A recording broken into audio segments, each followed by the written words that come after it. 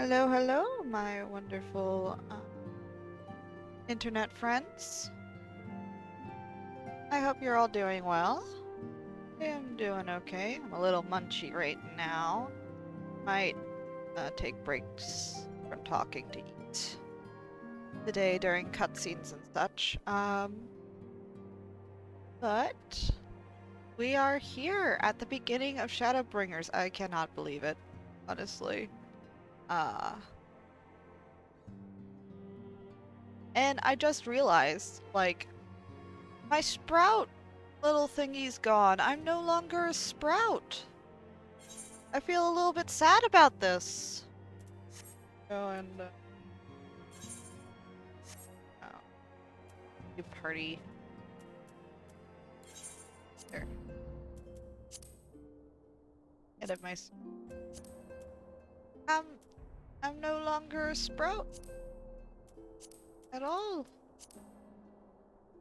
It's so sad. Also, my activity feed is not working at all right now, which is really annoying.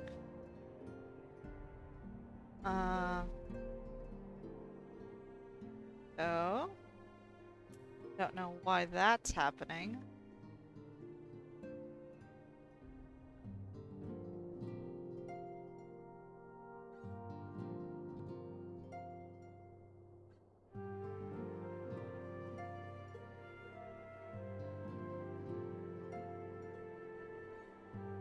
There we go. There it is. Oh. Oh, hi, Deaf Dutchman. It's good to see you. Hey, no worries. You do your dungeon.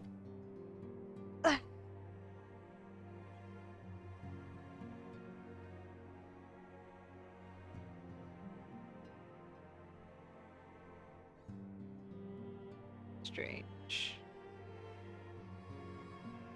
Well, I guess I'm just gonna have to be a little bit blind today during the stream. Oh well. Anyways, let's get on with the story, shall we? And Tataru? The Circus Trench. Tataru is itching to share what appears to be good news.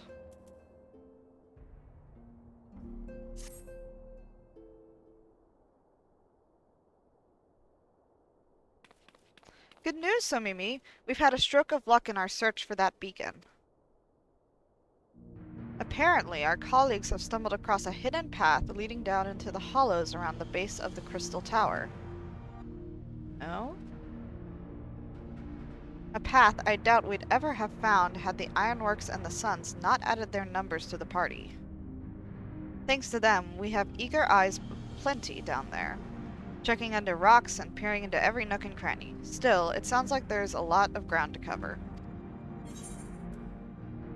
Let's see. Then we'd better go and give them a hand. Let's do it. My thoughts exactly. The sooner we find this beacon, the sooner you can travel to wherever it is this mysterious voice is coming from. And the sooner we can work out how to help our friends. We have to find a way to wake them up and before the Empire comes calling again. Meaning we have no time to lose. There's a boat in the North Silvertier waiting to ferry people to the site. So let's be on our way.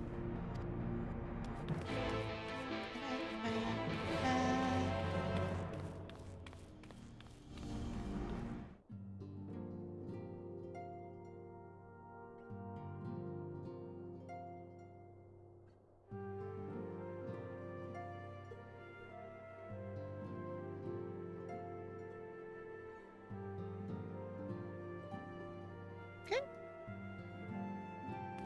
Let's head out.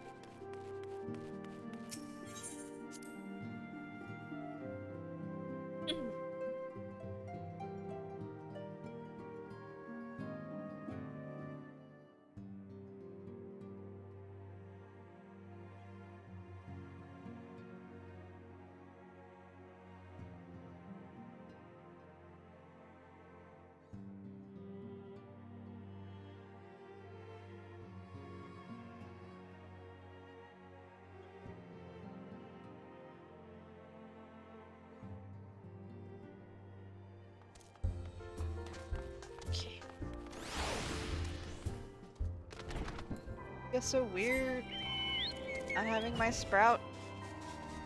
Not ready to be a non-sprout. I'm still a noob.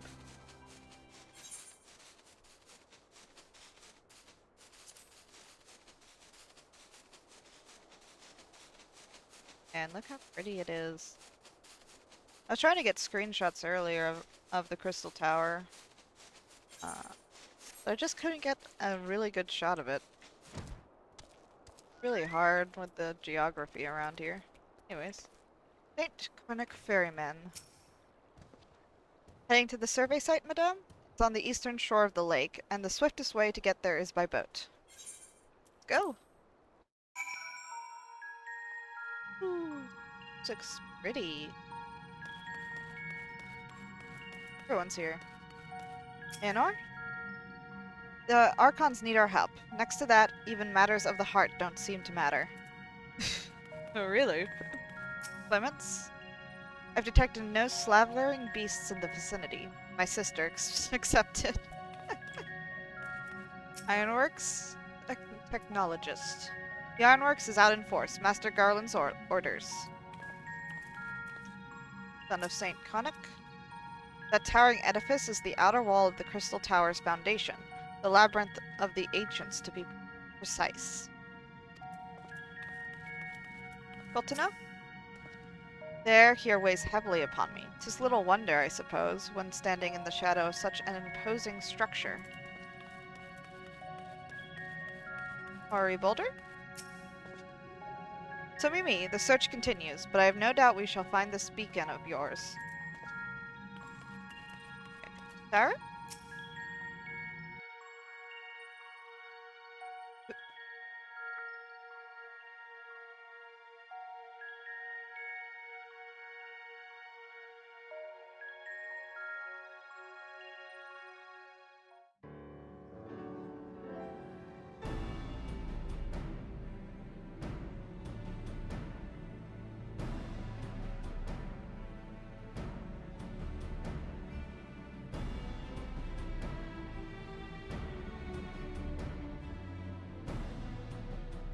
Look how many people there are! Oh? Should we get to it then? Pick up anything that seems the least bit device-like, and we'll make ourselves a pile. Well, if it isn't the hero of the hour, maybe you'll change our look. We've found bugger all without you. Oh my god, I forgot what his voice sounded like. I know he's spoken before. Or was it only Wedge?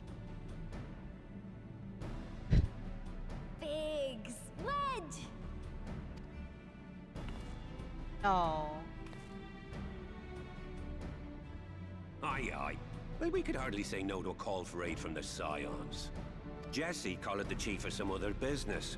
So we'll be working twice as hard to make up for his not being here. Thrice as hard, even. Thank you, both of you. I'm sure we'll find that beacon in no time. Biggs and Wedge are the best.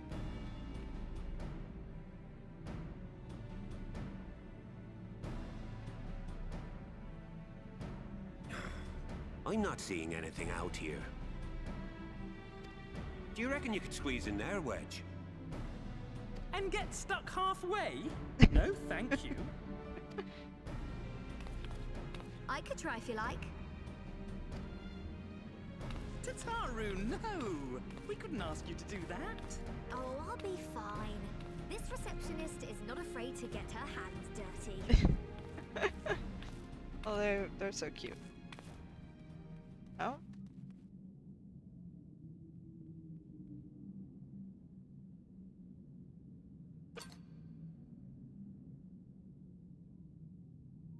Oh? Sorry, I meant to say, the scholars haven't finished their preliminary assessment of the site yet, so we're not supposed to venture too far in.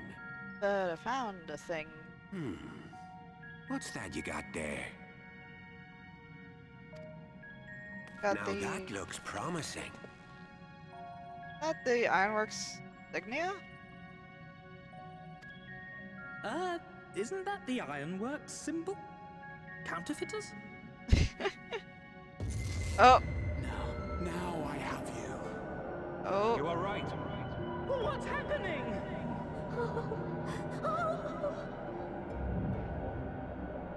Stay with me. Focus on my voice. Boy. Let expanse contract.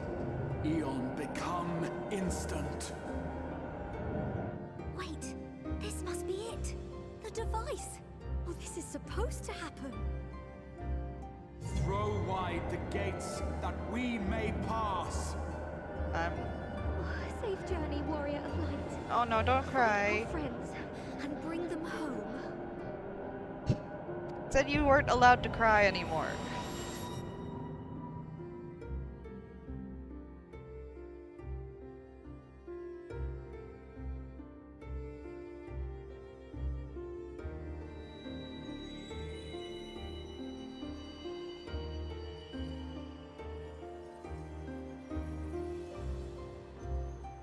Pretty.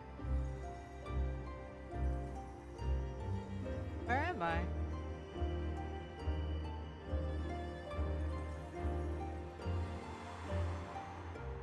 Oh, I'm falling?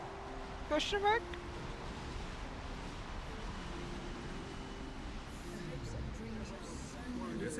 Huh? The dawn's light will shine again.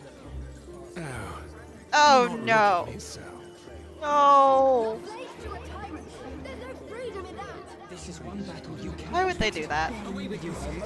Spirited accounts always comes in no good chance. We did everything right. Everything that was asked of us, and still it came to this.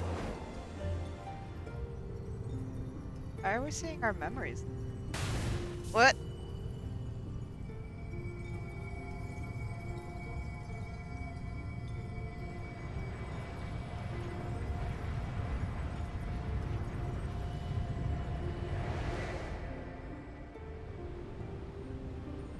Philia?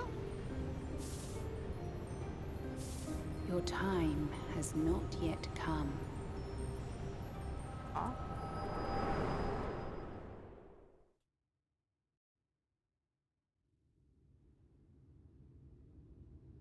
Well, that is very bright. Turn my eyes a little bit.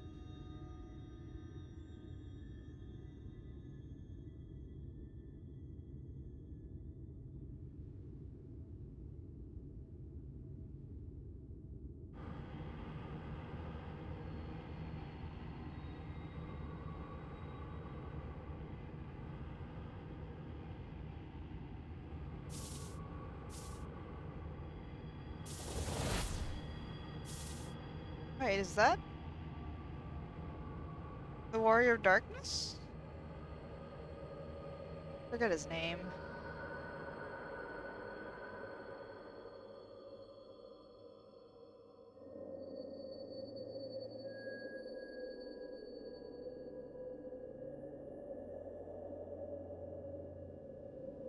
So blinding.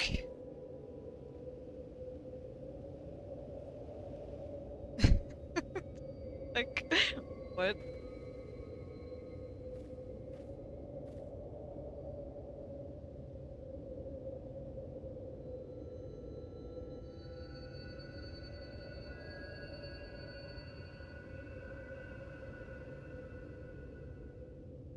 From endless dreams I awake.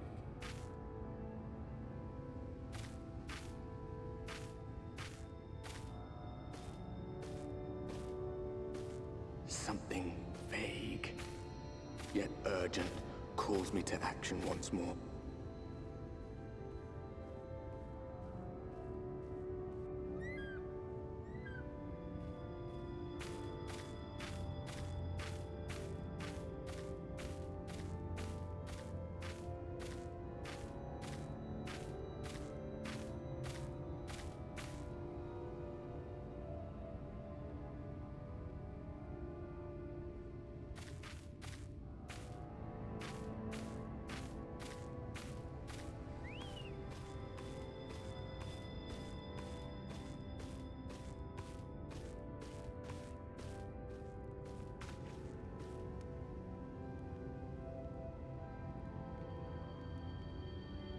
rare to meet someone out here who's not a peddler themselves. What brings you into the wilds this time of night? Night? Oh? Was the dungeon fun, Deaf Dutchman? Which dungeon was it? Time of night. Oh? That's cool. Oh, what do you mean this time of night? What do you mean by the nighttime thing? Oh, the Mist Dragon? Oh, that one is cool. Well, if it ain't the oldest joke in the book. Me granddad, God's rest his soul, used to tell that one to the barman at kicking out time.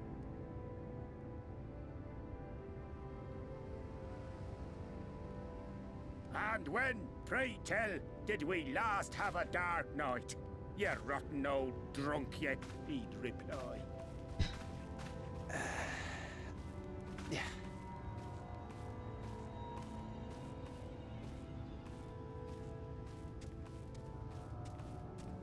Over 100 bleeding years ago, that's when. Give me 1 sec, Deaf Dutchman. Get through this.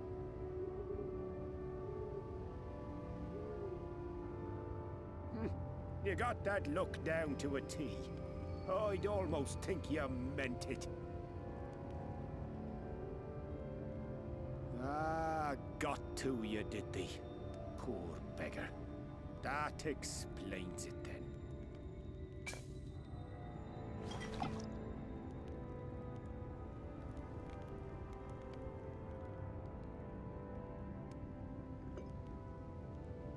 Well, I've roads to travel and wares to sell, but you best hurry along to the town nearby. Just head east through the trees and aim for the Shining Tower. You'll find the place soon enough. 'Tis the biggest settlement for malms around. Go on now, friend. They'll take good care of you in the Crystarium.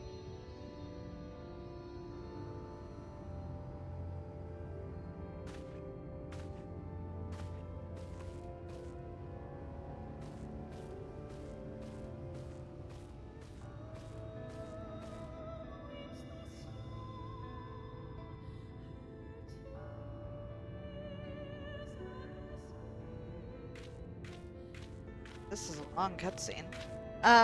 But quickly, about the, 4.x stuff. Oh, wait. Rises. The gleaming spire. Its tip threatening to pierce the blinding canopy. There, it will all begin anew. Between dark and light. The pure and the corrupt. The one true struggle. Ah, Shadowbringers! Yeah, I'm trying to pay full attention. There's a lot of information they're already giving me, and I'm a little confused about it all. Oh god, this is hype. Okay, good, it's over. We can talk now. Man, that's a lot of information to take. But about the 4.x stuff. It was good. I do think they were good. I enjoyed the first, like, 4.1 with Arnvald a lot. Just because it was sort of fun doing, like, diving into a dungeon with Alphino and Arnvald. Like, that was cute and fun. And I love Nanamo, so, like, going through, dealing with Ul'dah and what Nanamo wanted to do for the refugees was really enjoyable. And then when it started to get back to Doma, like, I love Doma, all the Doma stuff. Like, there's just so many good characters that came out of Doma. And, you know, they got me. Like, I was not a fan of, like, I hated Yatsui, right? But then through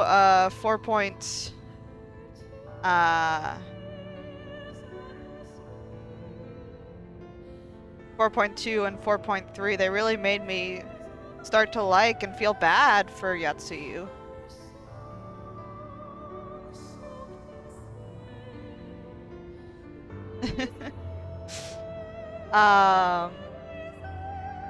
So I think they really did a really good job with the post quests for Stormblood, and obviously it's all leading up to this expansion too.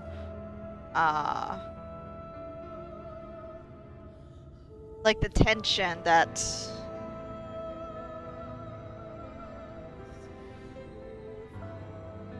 oh, you think it was too obvious? I don't think they were, like, trying to really hide that she would get her memories back. I think they were trying to, emphasize what could have been and the tragedy of her life by showcasing us.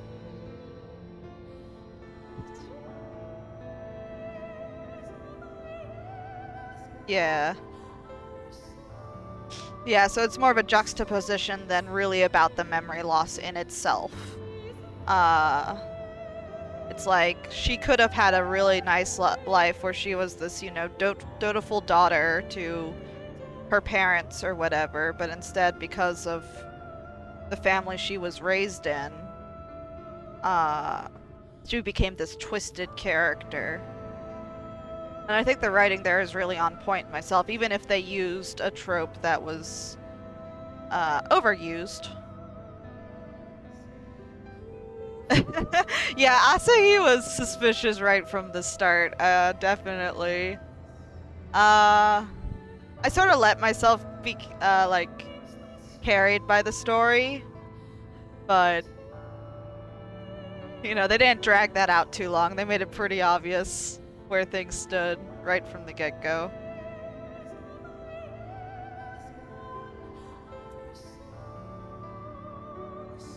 This song is really beautiful. Okay, where am I going? That way. Oh god, the weird faces. There were so many weird faces in the 4.x like stuff. I know they've done a couple previously, but I feel like almost every antagonist got a moment where they just made a face. America? Yeah, I'm from America, yeah. I'm American.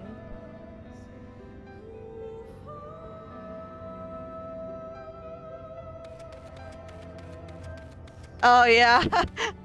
Yep, yeah, I've got different streaming times.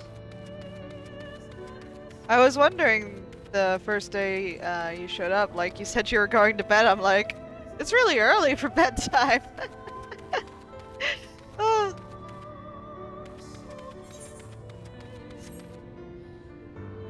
Oh, no, no worries. You know, you do what you gotta do, right? I'll be here regardless. Okay, looks like something's gonna happen here. Oh, wow.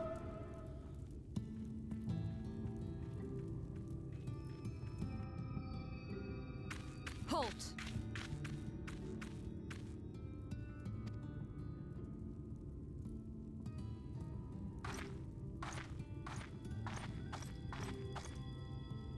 Every face in this city I know. Yours, I do not. This is the threshold of the Crystarium, stranger, and I am its gatekeeper. If you would enter, you will answer my questions. Okay.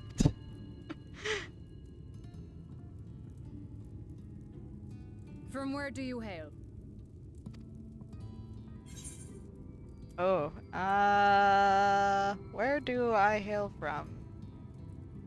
I guess this really is like a completely different world, but, I don't know. People don't generally know about the source and the different worlds. But I don't think not answering's... Let's say Limsa. Do you take me for a fool? No such place exists. Yeah, I figured as much. Had you given me an honest answer, I would not have barred your way. We care little here for a person's place of origin. But instead, you chose concealment. And I will not suffer you to pass. Or can't we come to an understanding? Oh.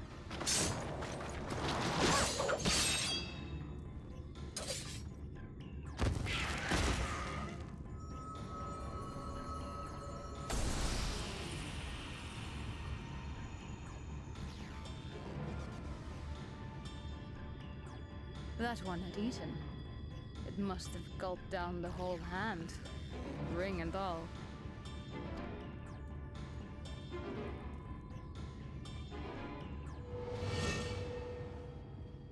No! Our merchant buddy that we just met. Dead? Man. Oh. Everything all right, Captain?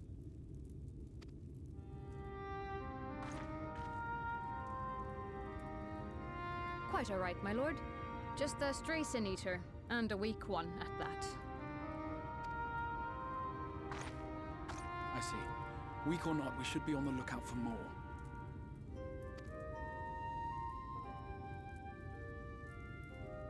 But I see you've met my guest. I will escort her to the Crystarium myself, if you've no objections. Another of your mysterious friends, is it? I should have known. Very well. I'll inform the others your guest is to be given the run of the city.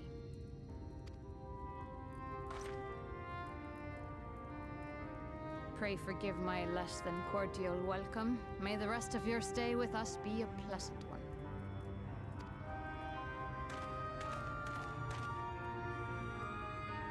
Come with me. I will answer whatever questions you have when we are somewhere more private. I have a lot of questions. So many.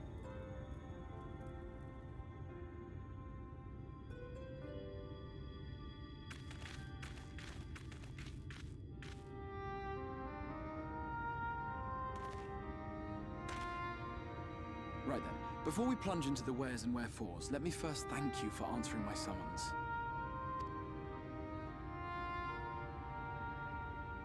I had intended to bring you directly to my personal quarters, but I fear my aim was slightly off. That you are still able to make the crossing unharmed is a great relief. And so, we come to the question of where. The realm in which you now find yourself belongs to one of the 13 reflections, or shards. The first, to be precise, even if its inhabitants are largely oblivious to the fact. Yeah, so people don't know about the source and all of that.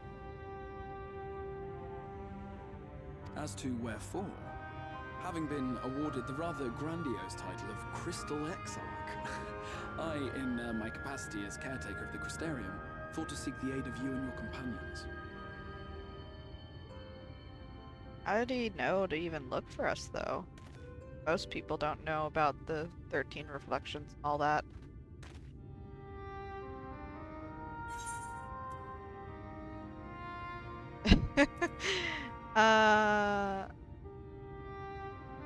Are the other scions here? Let's be direct and to the point. That is a question with no simple answer. What? But all shall be explained in due course, I promise you. What do you mean? Are they here or not? That's like a yes or no answer. Let us begin with the glaring skies up above. Huh.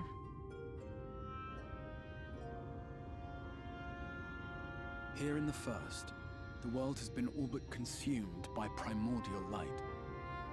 I am actually planning on making lore videos that I'll post on YouTube, but I really wanted to try and catch up so I can see the full picture. I'm hoping to start a dungeon series, though, eventually. I've started writing the script, but it's coming along slowly. I'm gonna start off by doing the dungeons and then move on to bigger topics as hopefully viewership increases.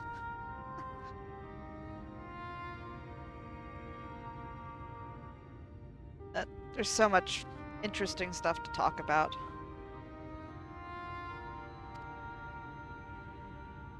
Oh, thank It began a you. century ago, by this realm's reckoning. A luminous flood swallowing everything in its path. More than 9/10 of this star was lost. Man, 9/10. And the fortunate few who survived are hounded by abominations born of that catastrophe even now.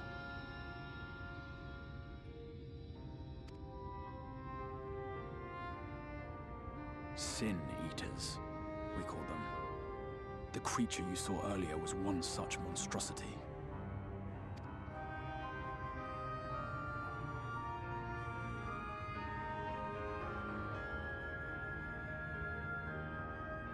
It was to save the First from this menace that I learned to bridge the rift between worlds. That I might call upon the aid of the greatest of heroes. And though it meant depriving a world of its champion, I had to try, for in saving the First, you would bring salvation to the Source as well. Ah.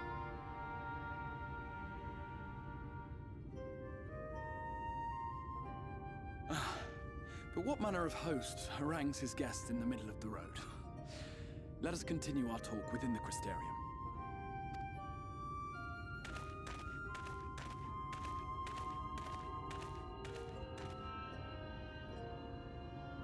Man, the Crystal Tower looks a lot different now.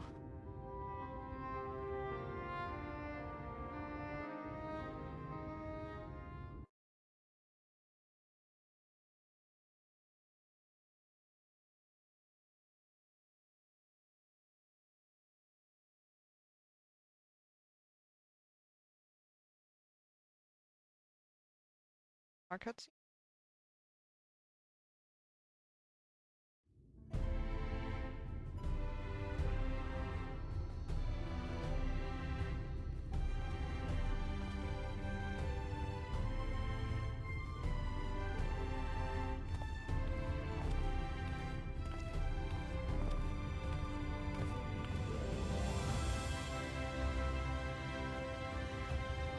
Wow.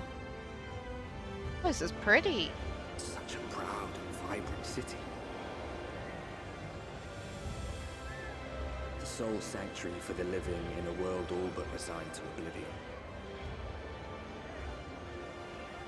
Each stone was laid with hope.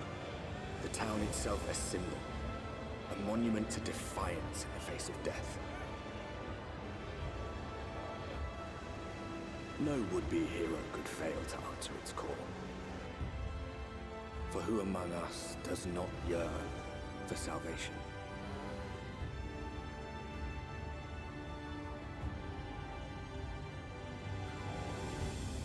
The Crystarium.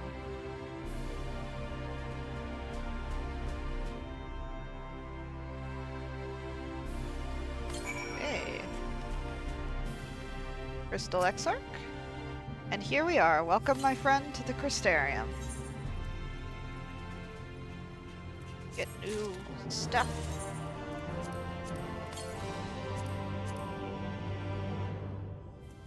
Get my weapon.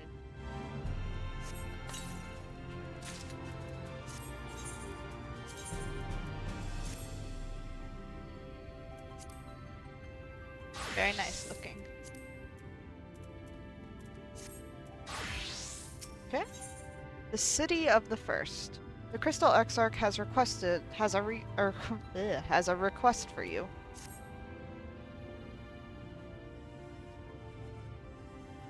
Now, a full and frank discussion in the privacy of my study would seem to be in order. But I think our conversation would be more meaningful were you first to gain a firmer grasp of the situation here.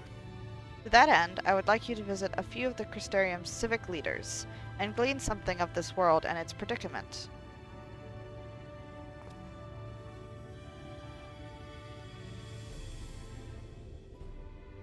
As you can see, this path will take you directly to the Aetheryte, a convenience with which I am sure you are only too familiar. Being the rightful object of my summoning spell, you should, in theory, be able to reach all the way back along your etheric trail and find a connection in the source, believe it or not. I strongly suggest you complete this attunement before venturing any further.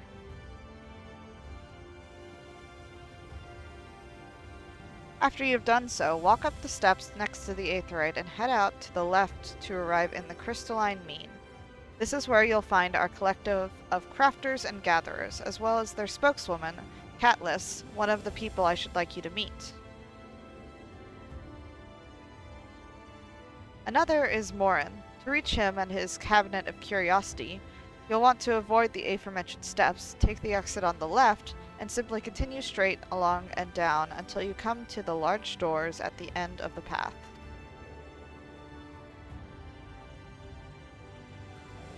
The third and final person I should like you to meet is Bragi, our man in charge of trade and distribution. He is to be found in the markets, which you can access from the opposite side of the Aetheryte Plaza.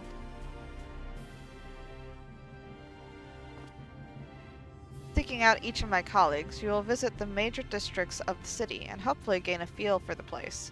I trust my directions were simple enough. The right and down the where now? Crystal clear.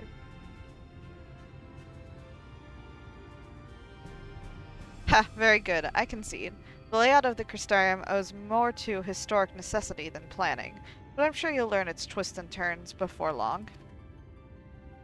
In all honesty, the true challenge may be in finding the right way to approach its citizens.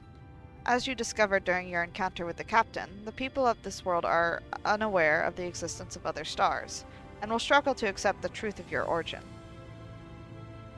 That being the case, when they ask whence you hail, as they inevitably will, I suggest you claim to share a homeland with the Crystal Exarch.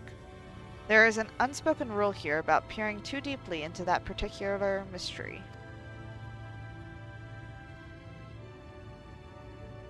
When you finish making the rounds, pray meet me in the large courtyard at the center of town. Until then. The new song thing.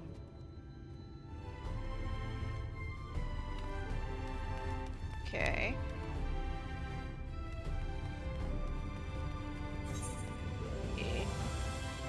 Yep. Time to get all the Aetherites. Aethernet stuff. Wow.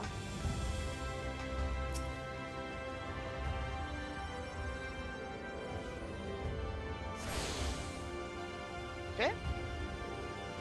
By focusing your senses, you detect the flow of vastly distant currents of aether. Your connection to these energies is faint but stable, and should allow teleportation to Aetherites in the source. Let's go to the Crystalline Mean first.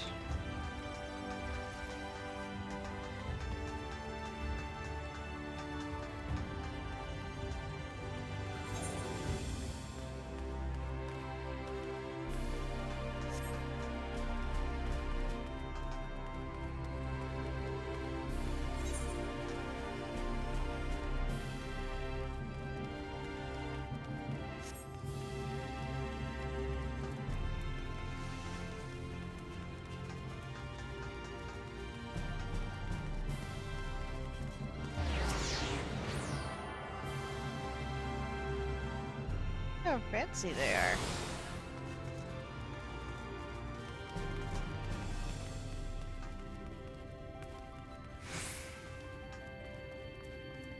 Get this.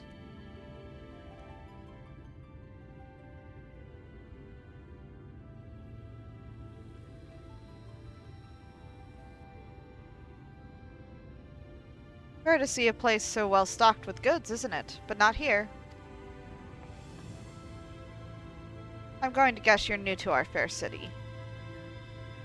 Well, for what it's worth, you've chosen a fine sanctuary. The Exarch can throw up a barrier if the Sin Eaters come knocking, so it's a damn sight safer in here than it is out there.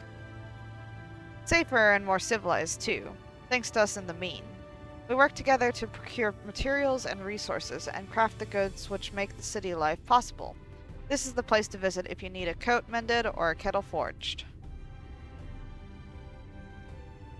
Just don't go thinking it'll all be handed to you on a plate like those Yulmoran layabouts. Here in the Crystarium, we work for a living.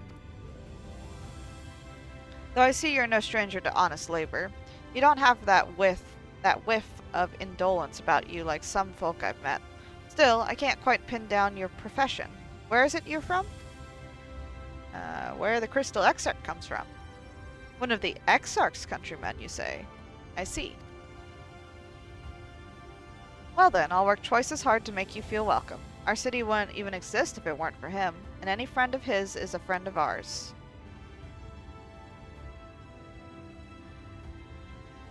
Really quite incredible when you think about it. They say his grand magic summoned the Crystal Tower into existence. Pulled the entire thing out of thin air. Huh. It wasn't long before droves of refugees began congregating around its base, desperate for shelter after losing their homes to the flood. And that's how the Crystarium began. At the Exarch's invitation, buildings started going up, and with the help of some curious relics brought forth from the tower, the place gradually expanded into the thriving metropolis you see today. The city's stood here for decades now, yet the eldest among us swear the Exarch looks exactly the same as he did back then. He is indeed a man of many mysteries, but for all his secrecy, he has never yet let us down. So if he, and you, wish to remain silent about your shared homeland, then the folk here will respect your wish for privacy. I'm not sure if I have that. You can try, and I'll allow it if it pops up. But I'm not sure what about my settings around that right now.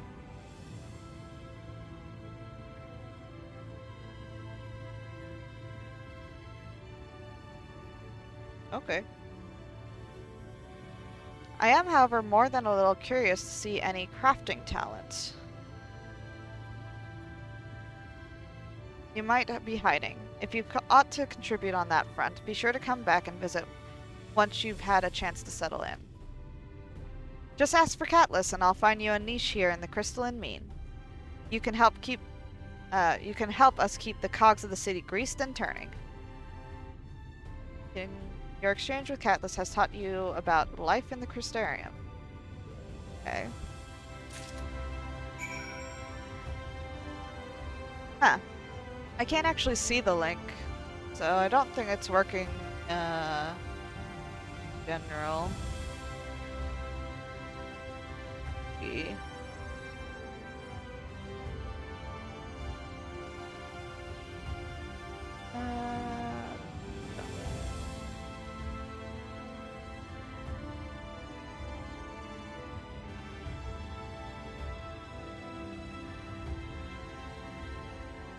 Give me 1 second.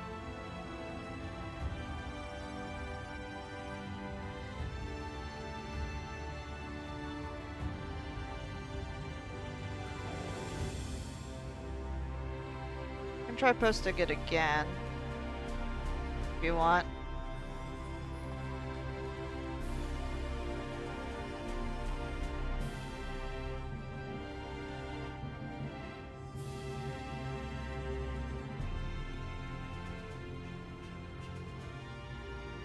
Okay.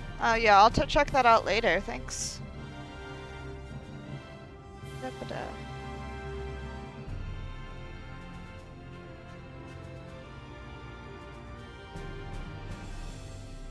Okay.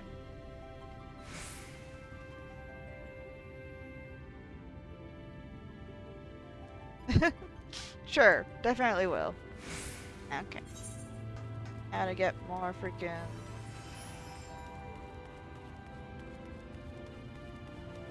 of these Ethernet crystals.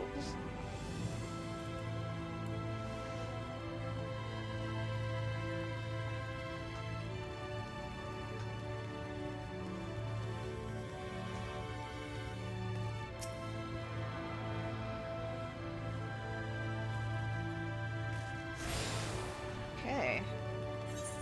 Where to next?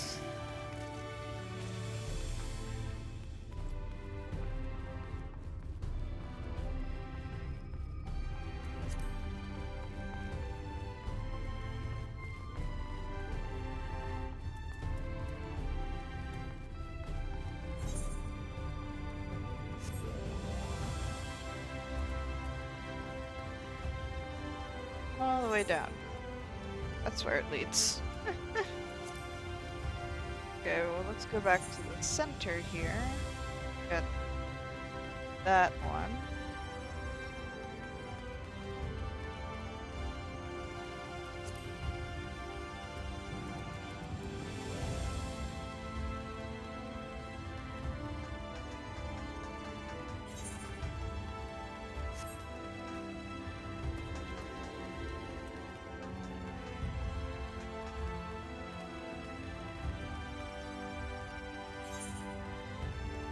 Go.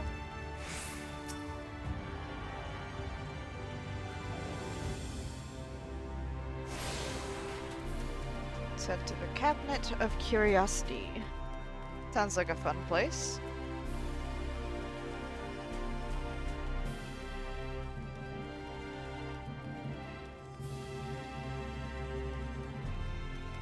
Ooh. Got like a little botany place down here? But pretty.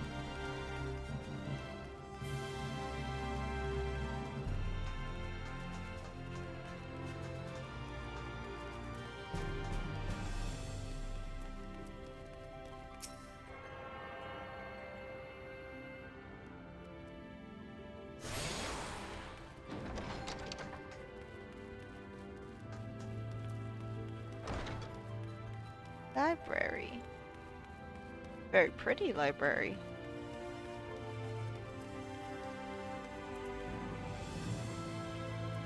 Warren?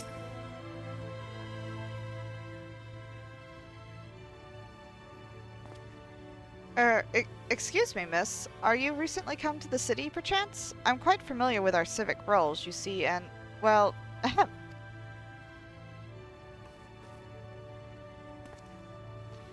What I mean to ask is, have you brought any books with you? A rumpled scroll, even. A scrap of scribbled-on parchment? My apologies. Literature is something of an obsession of mine, as well as a profession. Librarian Morin, at your service. And this humble collection is known as the Cabinet of Curiosity. As your powers of perception have likely informed you, my colleagues and I are responsible for curating all manner of tomes, documents, and other vehicles for the written word.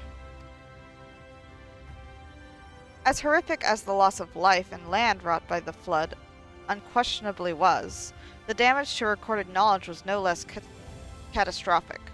We few do all we can to preserve what wisdom survived. But tell me, what brings you to the cabinet today? Looking for any title in particular? Mayhap a spot of academic research? Oh ho! So you've an interest in modern history. Splendid. A thorough review of our recent events can often yield novel perspectives. I quite agree. If you would prefer something visual to accompany the account, then I think I have an illustrated history book for children somewhere. Just a moment and I'll fetch it for you. I like this guy.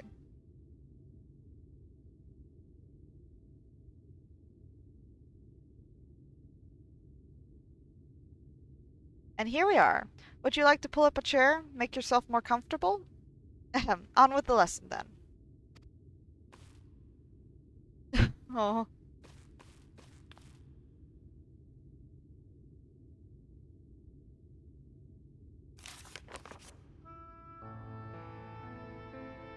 A 100 years ago, or near enough not to matter, villains known as the Warriors of Light slew the Shadowkeeper, the Steward of Darkness. In the wake of this tainted deed, light began to pour into the world as if from unseen cracks. It pooled and swelled without cease, until the day an enormous blinding wave rose up and swept across our star. We called this calamity the Flood of Light. Everything it touched was leached of life and vigor, leaving naught behind but a luminous wasteland. Huh. Yep. Hi, Cass. How you doing today? Yet just when it seemed that all would be lost, a savior appeared before us.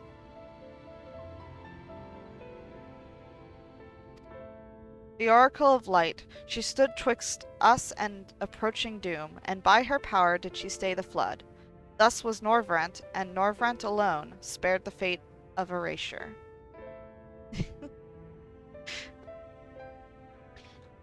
What? Huh. Tragedy would, however, arrive in another form. From the blasted emptiness descended horrors of strange and terrible aspect to bedevil the few folk who survived. These sin-eaters were light incarnate, and their fulgent presence stole the night from Norvrandt's sky. Even now they circle the remaining bastions of civilization, ever on the hunt for us, ever hungering for our flesh.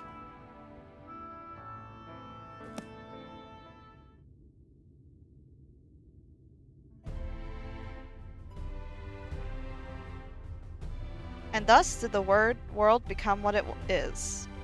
Should you ever wish to hear the tale again, I would be glad to retell it for you.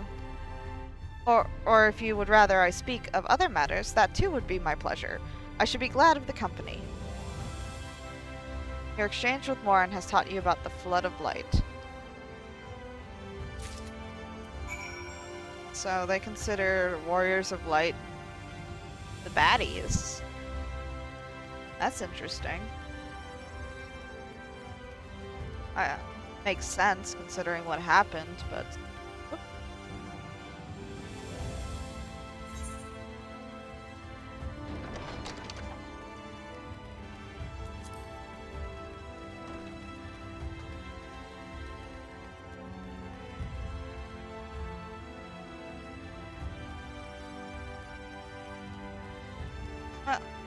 You're still climbing Heaven on High, Cass?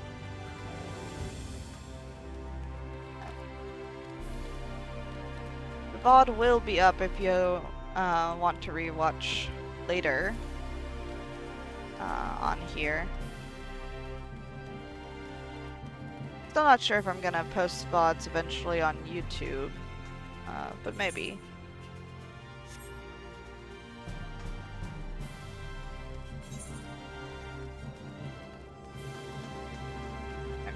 Let's see. Where to go to next? Got those. Yes, we got these ones left.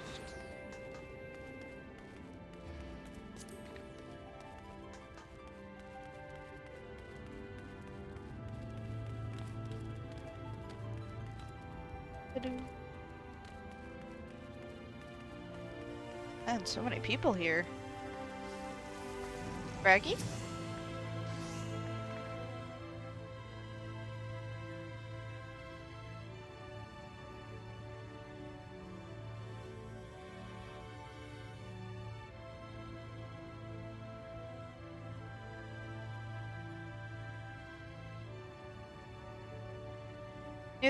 New to the city, friend? The spinning head and wide eyes gives you away. Welcome, my name is Braggy, and I'm the master of these markets. They gave the district another official title, but I'm not in the habit of using it. Too florid by half. In any case, our merchants stock a wide range of equipment, so we should have something in your size. Forgive my asking, but you are a dwarf, yes? We don't get many of your lot coming down from the mountain these days. What? I'm a Lalafell. What is this dwarf you speak of, sir? I'm sorry, did you say dwarf?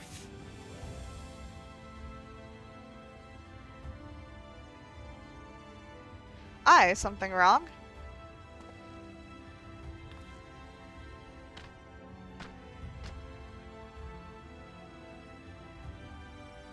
Let's see if we can straighten this out. See those two in front of us? The shorter one is a Hume, and the taller one is an elf.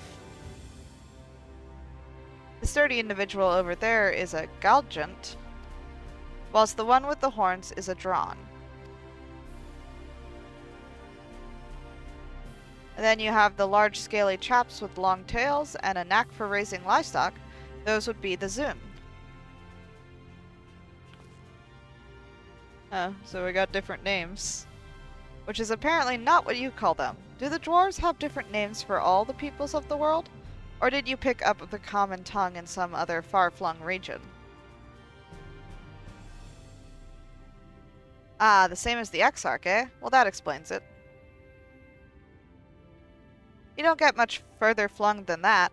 We've had a few of your lot pass through in recent years, and despite their obvious learning, they've floundered over the simplest things. But not to worry. Should you find yourself confused by the local language or customs, I'll be here to answer your questions. Your exchange with Bragi has taught you about the peoples of the First. Oh, well, that's very nice of you.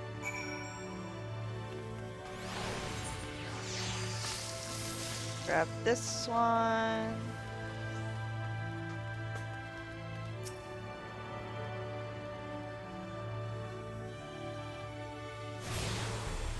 Love all the plants.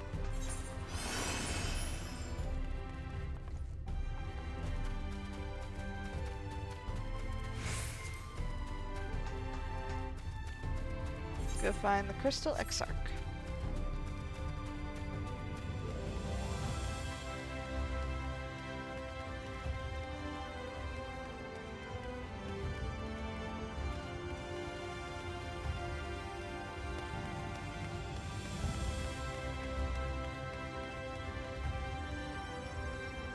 One second.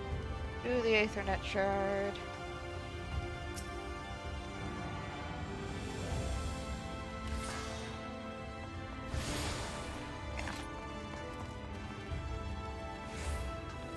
Crystal Exarch? Well, how did you fare? Did my colleagues help you form a clearer picture of the world and its people? Pick all the things. Yes, it seems you were treated to a most thorough introduction. I understand it was something of a chore, but 'twas necessary that you grasp these things before we proceed. As for the Crystal Tower's origin, you may have noted the details were sparse. The structure is, in fact, the selfsame one you know from the source, transported to the First in its entirety. It was my first attempt at breaching the boundaries between worlds, something of a trial run for your eventual crossing. And although I do not know which era I tore it from, I do know that its arrival served to set the wheels of fate in motion. Oh.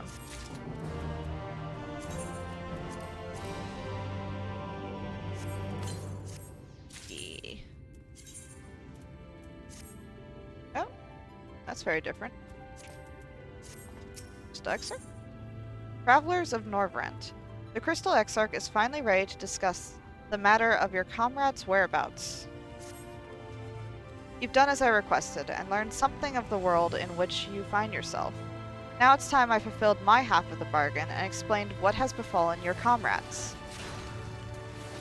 That is a conversation I would rather have in the privacy of my quarters, however. I must go on ahead to the tower and organize a few things, but I shall see that the guard knows to admit you.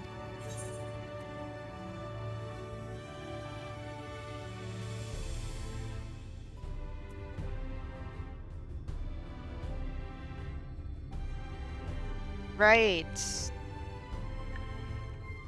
I'd almost forgotten. We dealt with this in the crystal and we closed the doors.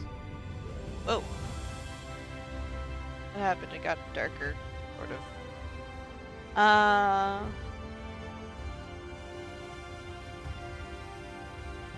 Yeah, so what happened to Gratia?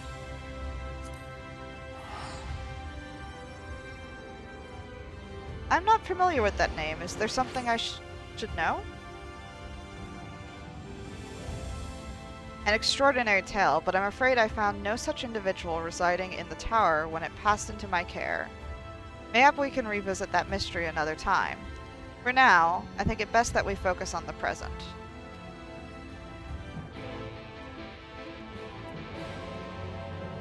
Okay, something ain't right. He's either lying or something happened to... I don't want to think about that.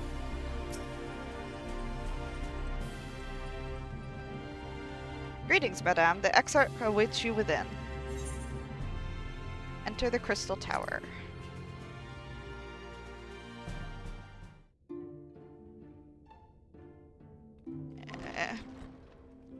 He's gotta be lying.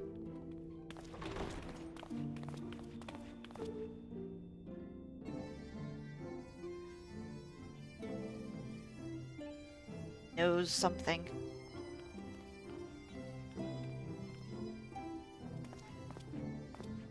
Welcome to the Ocular, my private study. We can speak here without fear of being overheard. I have much to explain, but the truths which I must touch upon in doing so would cause only distress and confusion to the people of this world. Pray keep that in mind.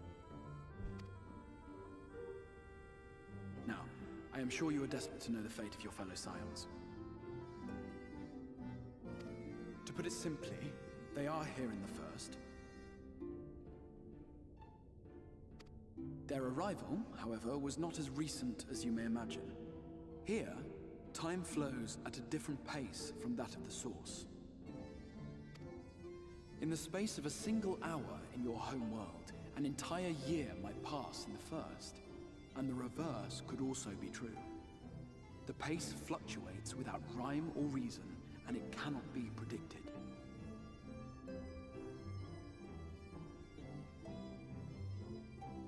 That's weird. That said, we seem to be entering a period of near equivalence.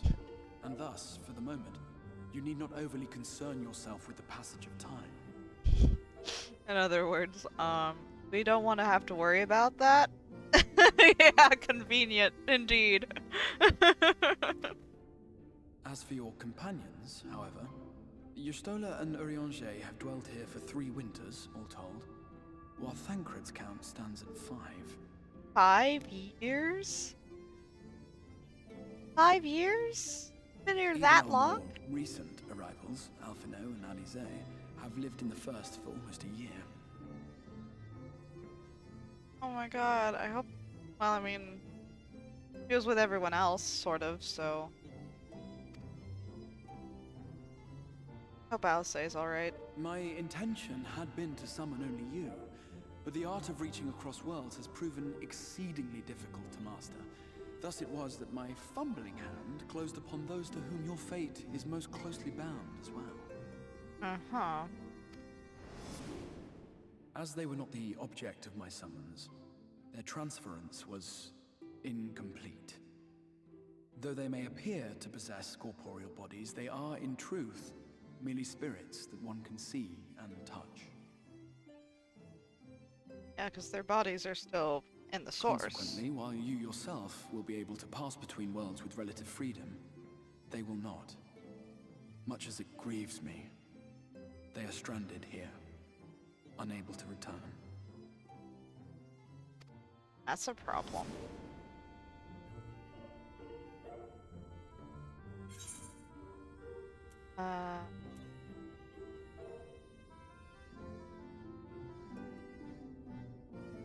Need to send them back.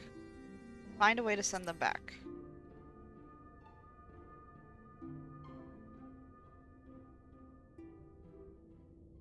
We spent every waking hour searching for a way to reverse the summoning. In the beginning, at least. As you may have surmised, however, our efforts met with little success. And then we all but abandoned the endeavor once Urianger shared with us the vision he had witnessed during his journey through the rift. A vision? We saw In stuff that too. chaotic no man's land between realms, time and space warp and blend in unexpected ways. What Urianger saw was the future. That which would one day come to pass. In his vision of tomorrow, the First was rejoined with the Source. This collision of worlds brought about the 8th umbral calamity and the deaths of countless multitudes. Oh, isn't... Emmett Selk was referencing that, wasn't he? Back, he was talking about, like, Black Rose and how that was, like, interesting. Amongst those who perished, Urianger clearly saw the fall of the Scion's mightiest champion. He watched you die. What? Why did I die? And thus did the Scions embrace their exile, and began searching this world for a means to forestall the coming catastrophe in yours. Their souls are stranded in the first, yes, but they have fought on, desperate to save their home and you from destruction. Nor have their efforts been in vain, for it was they who finally established that the elimination of the Sin Eaters will indeed serve to prevent the calamity. Considering these circumstances of our meeting, you would be forgiven for doubting my version of events. And so, before all else, I would suggest you track down your comrades and hear the tale from their lips. I shall of course be happy to assist in these reunions, and you need not make any decisions regarding your involvement until you are certain of where you stand. Meanwhile, I promise I will not rest until I have found a way to help your friends return home.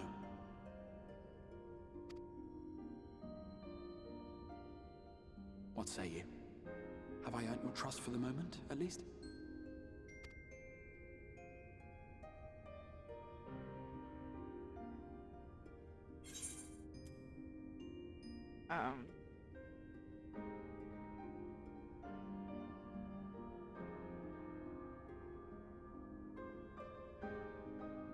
Is being very accommodating, even though I do think hiding some things. I bet I'll keep that promise.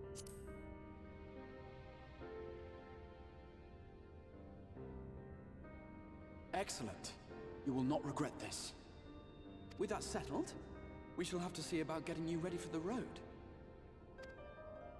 Traveling across the rift has no doubt left you weary. I will arrange for a room where you might rest in comfort. While it's being prepared, perhaps I can show you around.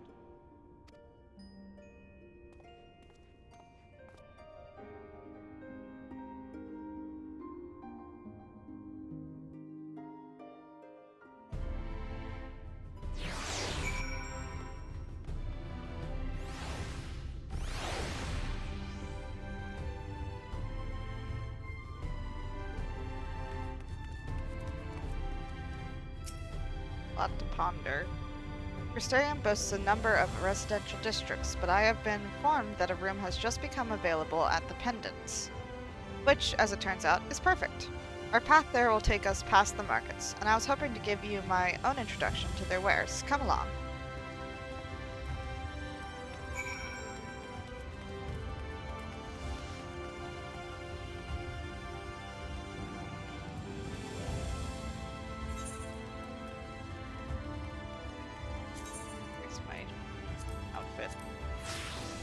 So many cutscenes.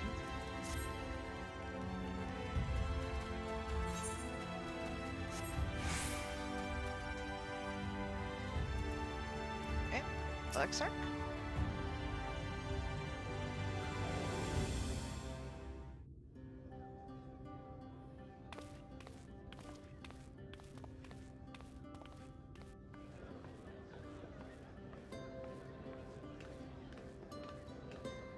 And all the music. Already, I love it. This is the Musica Universalis, the commercial heart of the Crystarium. What you might need to prepare for your journeys can be purchased here.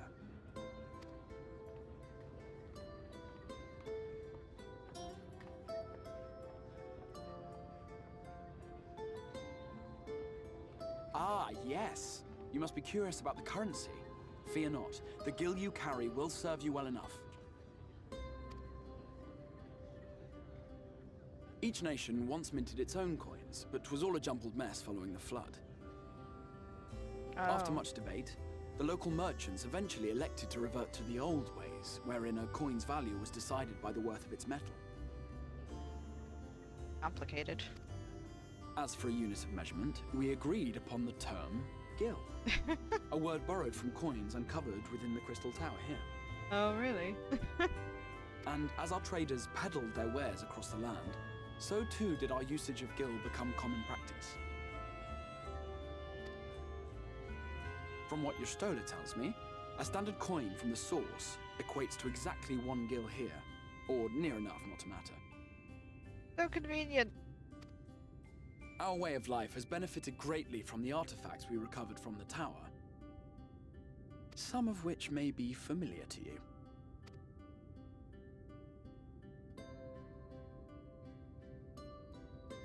Assume the joke that I am missing. Shock. What?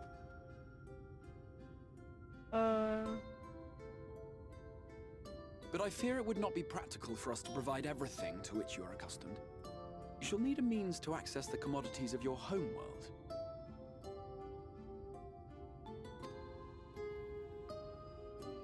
Cass, did you try to send post a link? Sin? I've got links disabled. If you want to send it to me on Twitter or something, that'd be great.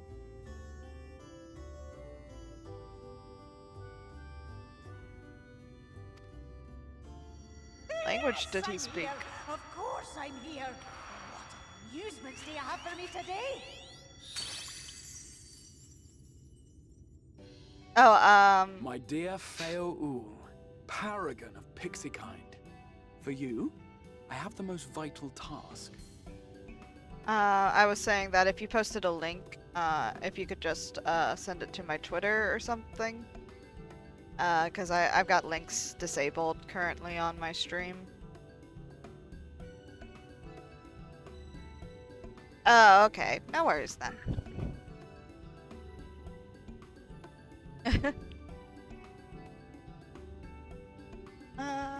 It's a pixie! Not sure if it's a she or a he. But Phil is very pretty. This fine lady is a friend from a distant realm. Oh, I guess it is a lady. Gender neutral. Yeah. And we have need of a means to ferry things back and forth from her home. Might you be able to assist us in this matter?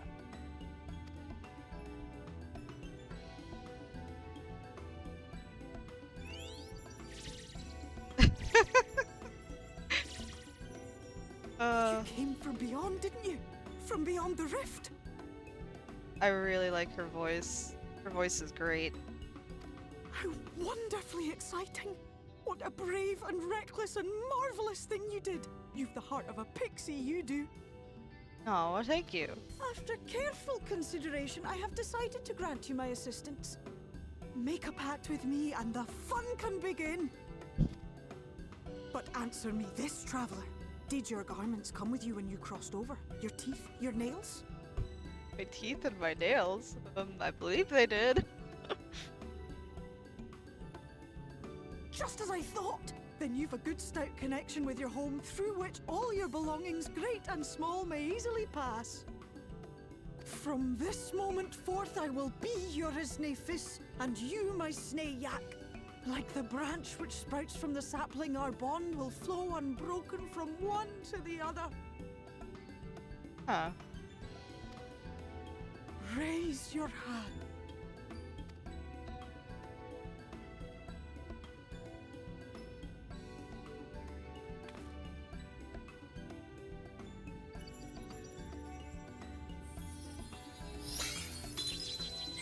Oh. 'Tis done.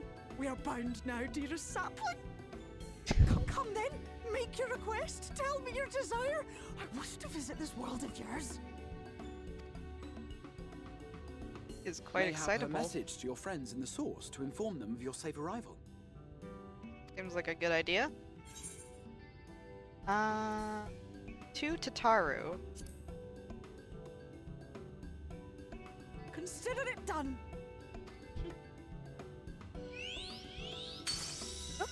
And there she goes. As you heard, that was Feo Ul of the Pixies. Their kind possess an affinity for magic akin to that of arcane beings. They rarely show themselves in populated areas, but Feo is insatiably curious even by pixie standards. and seems to have taken a liking to the Crystarium. Oh? Right, we were going to organize a room for you, weren't we? Come along.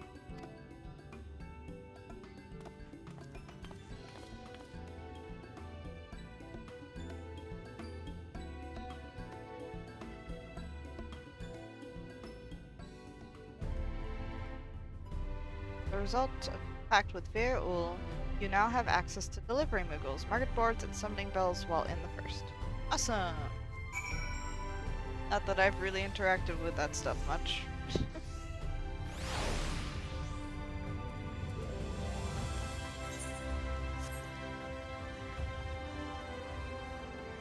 This way?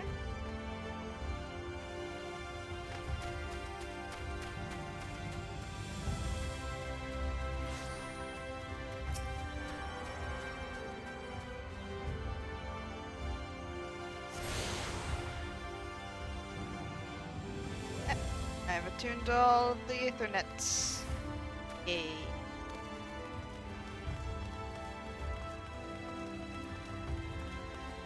New Chris Lexark? Ah, there you are. I was just finalizing the matter of your accommodation.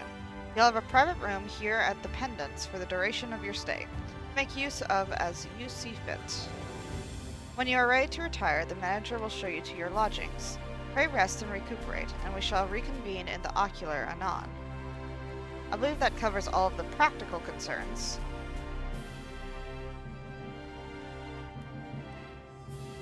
Thank you for answering my call, Somimi. We are denied the comforting blanket of night, but may peaceful dreams attend you nonetheless.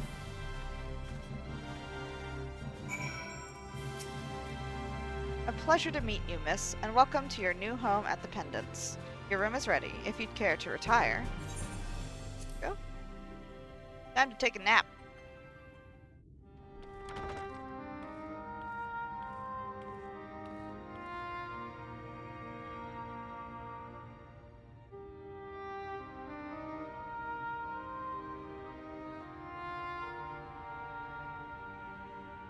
Quaint.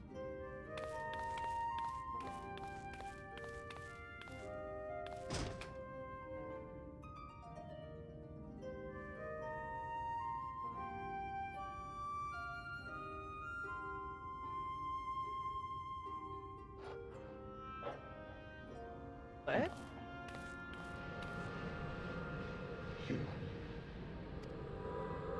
Sim. It is the Warrior of Darkness. I know you. You're the Warrior of Light from the Source.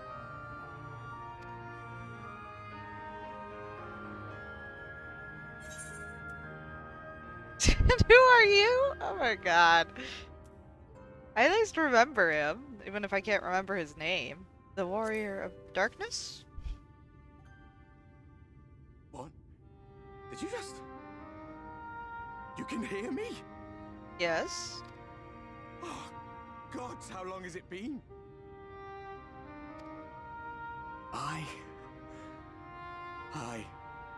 That was what I called myself in your world. The Warrior of Darkness. My real name is Ardbert. I used an alias in the Source. A daft one, looking back.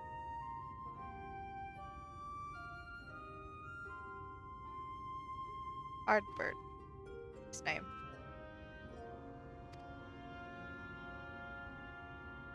If you recall my tale, it was my comrades and I who caused the flood. Right. We thought our home doomed. And so we listened to the Ascians. Let them guide us to the Source, and tried to hasten their god's damned ardor.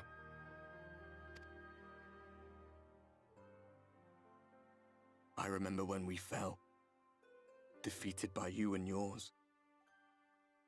I remember our audience with Minfilia. How she listened to our pleas and returned our souls to the First.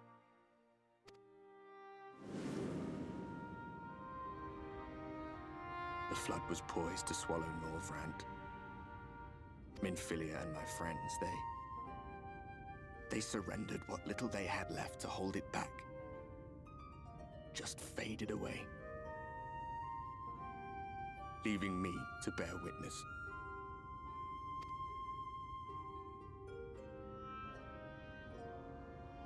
Tell me, do you know the year? How much time has passed since we caused the flood? 100 years now. 100 years. 100 long years.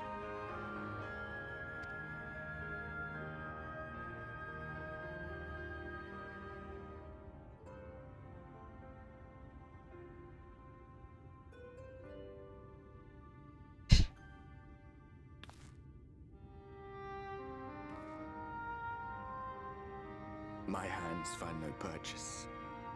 My gestures catch no eye, and my pleas, be they whispered or screamed, reach not a single ear. That's gotta I am a suck. shade, cursed to do naught but drift. Very sad.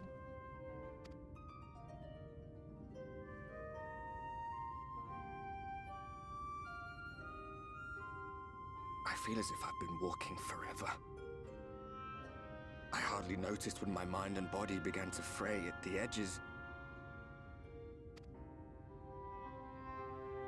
Then bang! My senses were sharp again. I felt like a fish being reeled in, and before I knew it, I found myself in this room. Why is it that you can see me? What are you even doing here, come to that? A lot of stuff happened.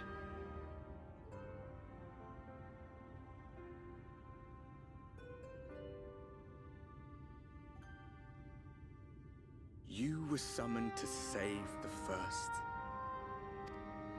A waste of time. This world is beyond saving, like those who try to save it. Muddled as my mind may be, I've not forgotten that.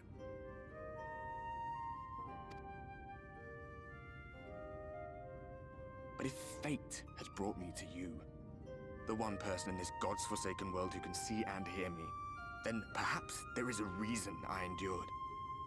If I can find out why I was left behind, then maybe I can bring this journey of mine to an end.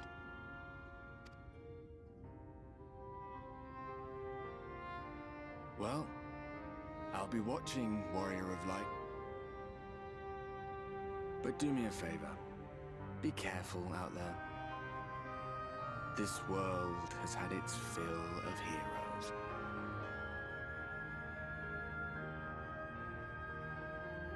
And he's gone.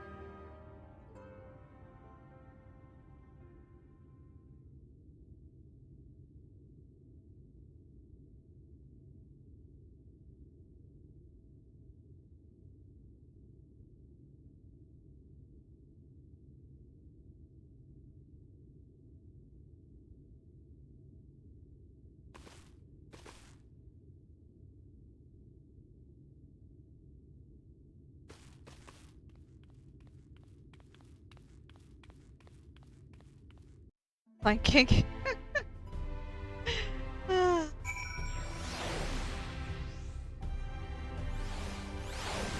Okay. That was interesting.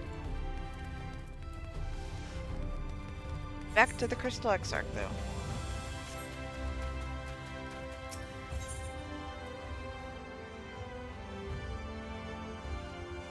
Dossier gates.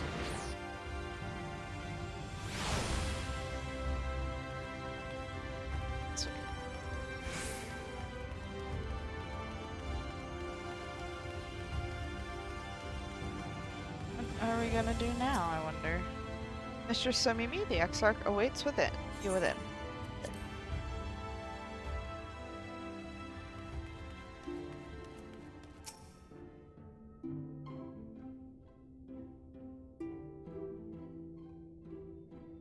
Ah, how did you find your new quarters? I trust you were able to rest? I had a ghostly visitor.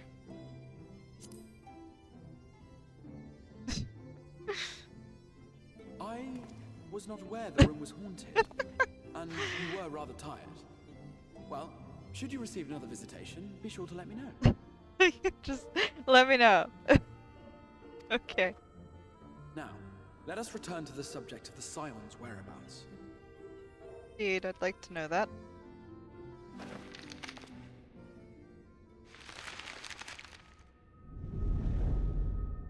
This map shows the lands of Norvrandt, the only area to be spared the flood of light.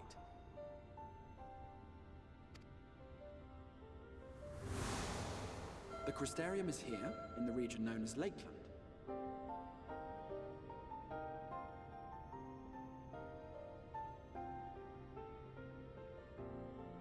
Sorry, I was eating, but doesn't the map look almost exactly like the map of Eorzea?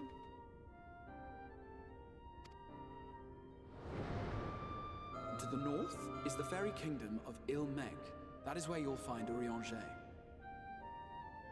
Like, that's Ishgard. It looks like Ishgard's city. To the east lies the once prosperous civilization of Rak-Tika. Your Stola is stationed there, in the heart of the forest. Alas, neither location can be reached without considerable difficulty. As such, I would suggest you first seek out one of the twins, each of whom is stationed but a short flight from the Crystarium.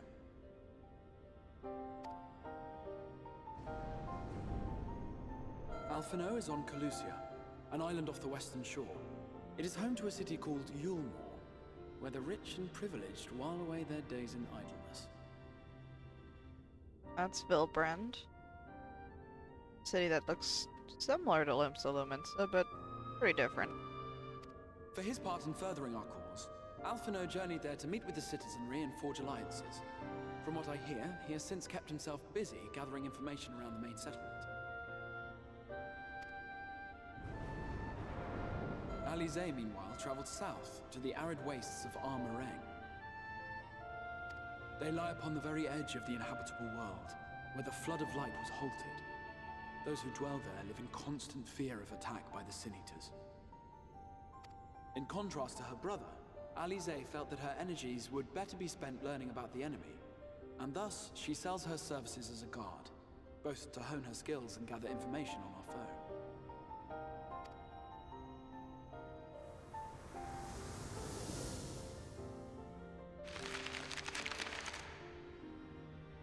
So, will it be Calicia or Armarang?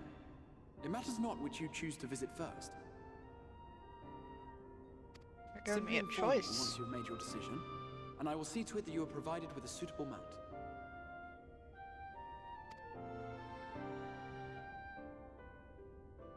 Ah, but you must be wondering about Thancred. He has taken up with a new companion, and is presently engaged as a wandering hunter of Sin Eaters. Huh. New Being ever on companion. the move, his whereabouts are often difficult to ascertain, but I am certain your paths will cross ere long.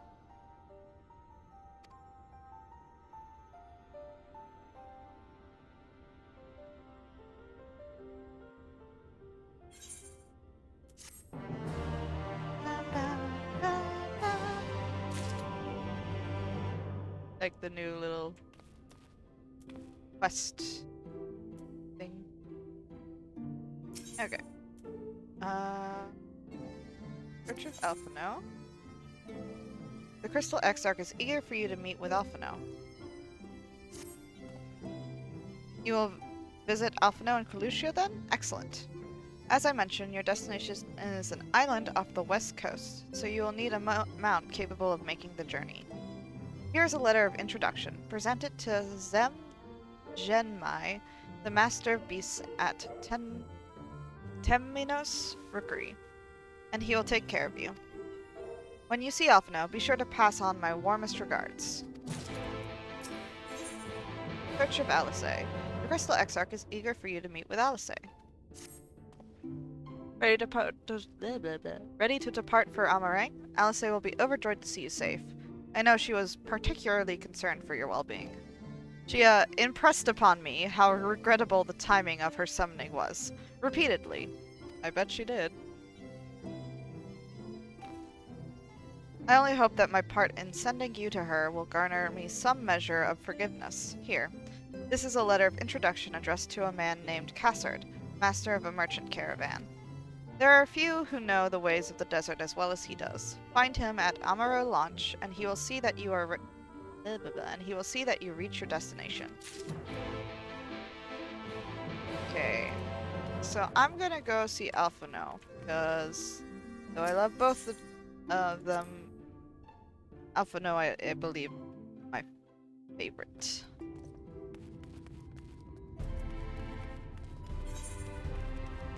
Okay, so we go to the rookery. Also interested in this other Vilbrand.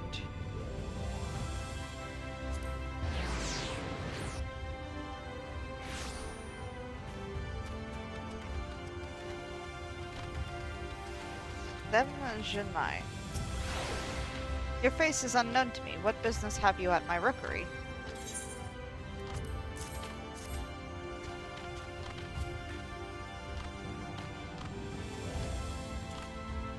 Signed by the Exarch, no less. Yes, I can provide you with an Amaro for passage to Calucia. I will pick you out a friendly whelp. Not a chocobo then? A chocobo? Do you haul from one of Norvrandt's more isolated settlements, perchance? I hear there are a few places where they ride little else. But here in the Crystarium, mounts like that gray fellow there are far more commonly used. Seeing as you are plainly unaccustomed to riding Amaro, I think it best I accompany you on this flight myself. Any unworthy of the name could do it, of course, but the Exarch sent you to me. Ensuring you arrive safely is my responsibility. Gather your things and meet me at the Amaro launch.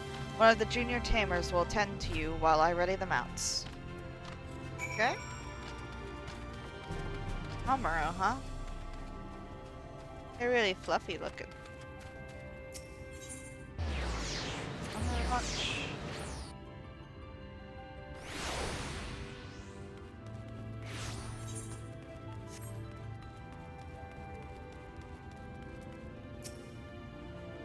You want to fly an Amaro to Calucia? Well, I suppose the Master Jinmai is going with you. Wait here, please. The Master should be along with the mount shortly. Speaking with the aspiring Amaro tamer to fly to the island. So we can find Aether Currents again.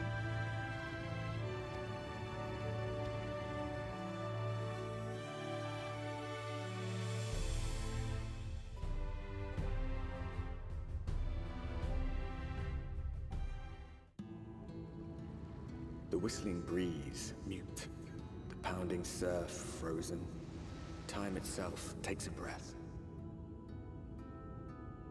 At light's edge, all is perfectly still. The world captured in a painting, locked in a moment. Music, faint and fleeting, drifts coastward on the lifeless air. And in the distance, beyond the broken earth, a city beckons.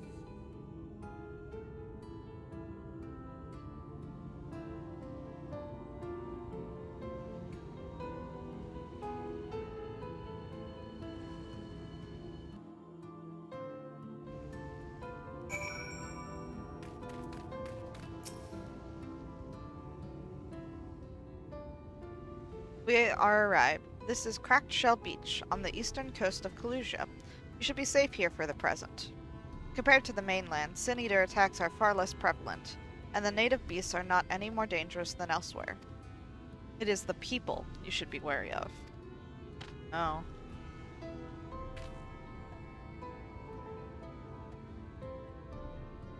Spy you that city in the distance? That is Yulmore, the island's main settlement. It rivals the Crystarium in scale, and was once an ally in our battle against the abominations. For years, the Yulmaran elite have fancied themselves the masters of what remains of our broken world. They have gone as far as to offer the leaders of other settlements their protection, if we bend the knee. Yeah, I love both the twins, but Alfie by far is probably my favorite. I don't know. Been with him longer, I guess. But to say their ideals are questionable would be putting it mildly. The Crystarium is one among many who resist their heavy-handed authority, and while we are not at war, our relationship with Yulmar is strained at best. It may be wise to conceal your ties with the Exarch during your stay here, especially in the vicinity of the city.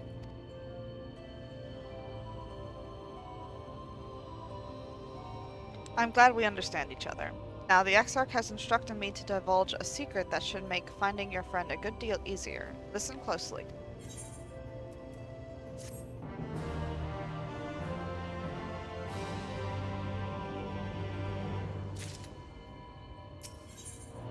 A still tide. Whatever Shemai has to tell you, he plainly deems it worthy of your undivided attention. If you head south along the coast, you will eventually come to a fisherman's shack. A friend of the Crystarium lives there, a man who goes by the name of Ivor. Ivor keeps an eye on everything that happens in Lucia, and will be able to point you in the right direction. Just hand him a sprig of thyme. That will let him know you can be trusted. Here, this should be enough. Find your friend. I will stay here with the Umbra until you are ready to return. Okay?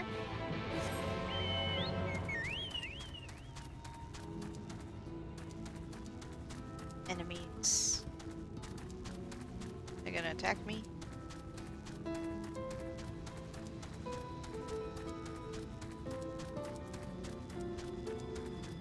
I'm high enough level for now. Oh, never mind. Reload. Oh god.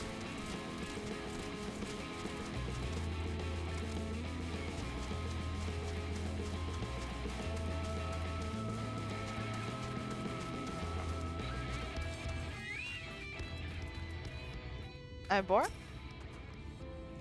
What you after? Fish? Crab? Think I've got an eel in a barrel somewhere, if you've a taste for 'em.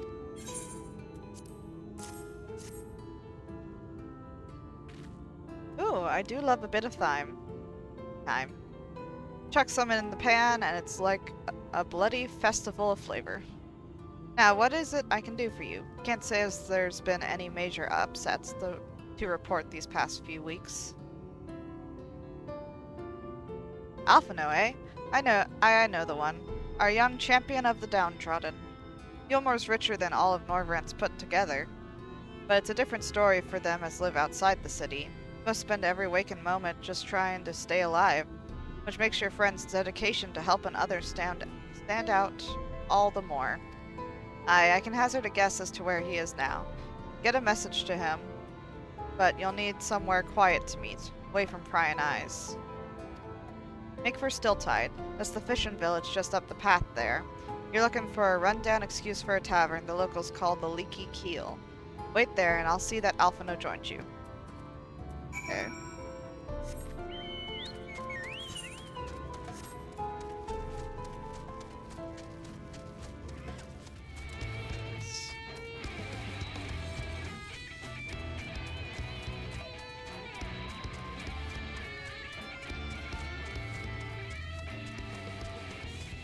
An intense battle theme.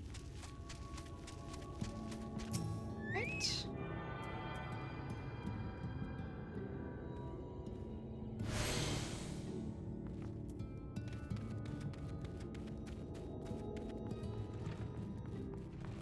Ew.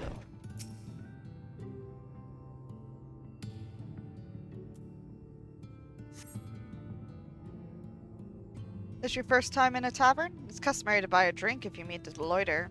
What'll you be having? Water? Fine choice. And what'll you be paying with? Well now, those are exotic. Where did you come by coins like that? I'm sorry, dear. I don't doubt they have value, but I don't have a touchstone to test their purity. I'm not about to go begging for one from the neighbors, so we'll just have to come to some other arrangement. Ah, here's an idea. There's a common to the north where we grow our vegetables, but lately the pests have been eating more of them than we have. What do you say to a bit of extermination work? I want you to squash any vermin you find, then visit the caretaker and give him an earful from me for sleeping on the job. He'll be in the old silo next to the fence, snoring like as not. Do that for me, and you can laze about here as long as you like. Okay. Easy enough.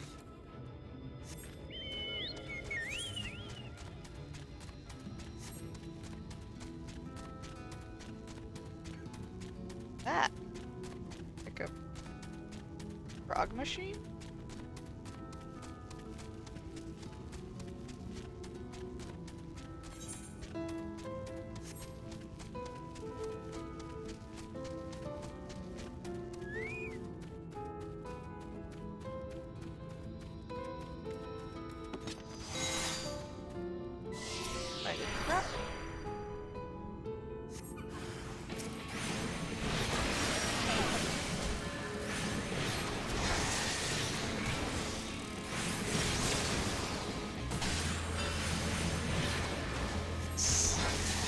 Stardew Valley 2 confirmed?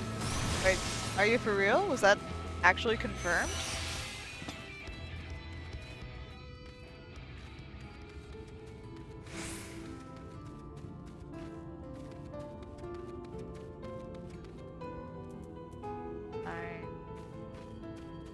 Else? Oh, over there. Oh. Okay. Yeah.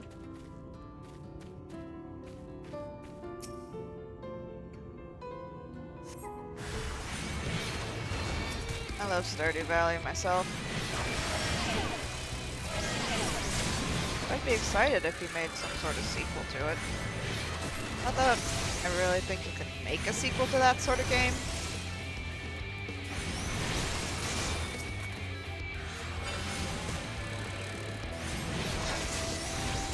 Oh, really? I hadn't really been paying too much attention lately to those sort of things. I will definitely be looking that up later.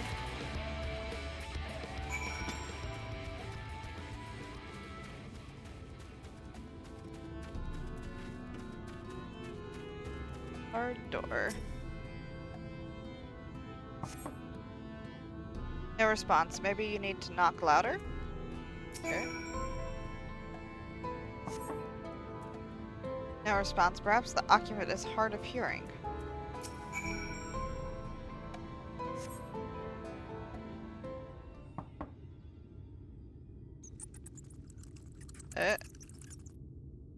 You hear a faint squeaking from the room beyond.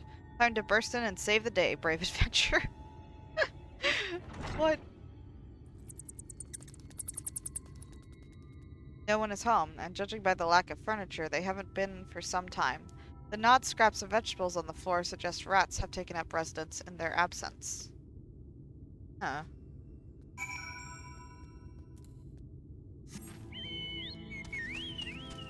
Oh, there's an aether current.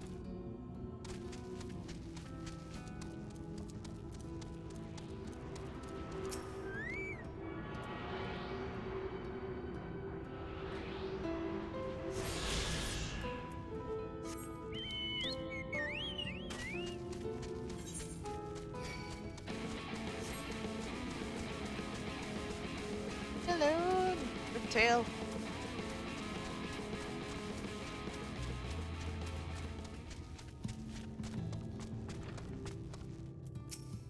Huh? Welcome back, dear. What did that good-for-nothing caretaker have to say for himself? He wasn't there. Gone? Must have left to join the rest of the hopefuls. In Gate Town, outside Yulmar? You don't have a clue what I'm talking about, do you? And there I was thinking you were another dreamer. Well, never mind all that. Take a seat wherever you like, dear. You've more than earned it. I'll even throw in another drink on the house.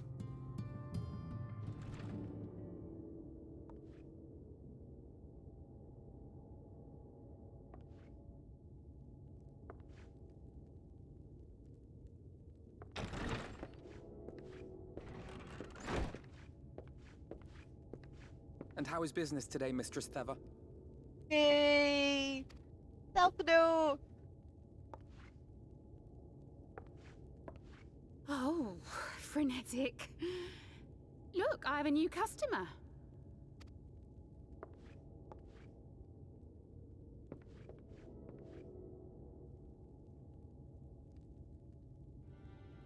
Tis good to see you, my friend. Oh, it's good to see you, Delphino. I missed him so much.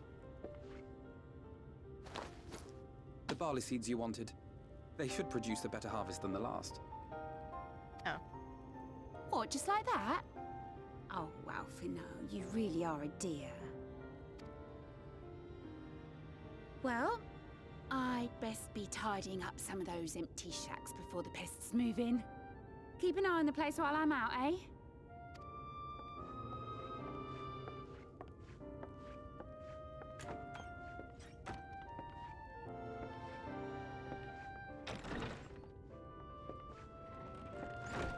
It seems an age since last we spoke. Not since the prisoner exchange in Doma. And Yotsu. Yeah. Feels like an age ago, even though I did it yesterday. It has been even longer for me, of course, if you count the days I've spent here. But the time has only added to the relief I feel seeing you safe and well.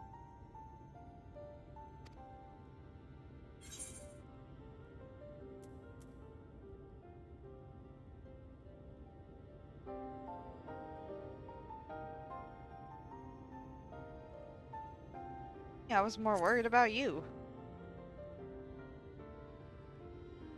Huh. Alize said much the same thing. I don't think I've ever had such a scolding.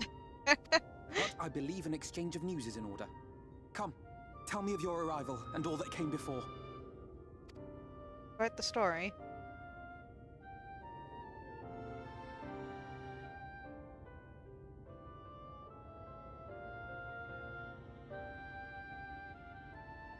I see. Both the Exarch and Alize told me what they knew of events, but I had stubbornly clung on to the hope that all-out war might yet be avoidable. And poor Tataru. She must be sick with worry. We must endeavor to return as soon as we may. It would be nice to bring her good tidings for a change. Right?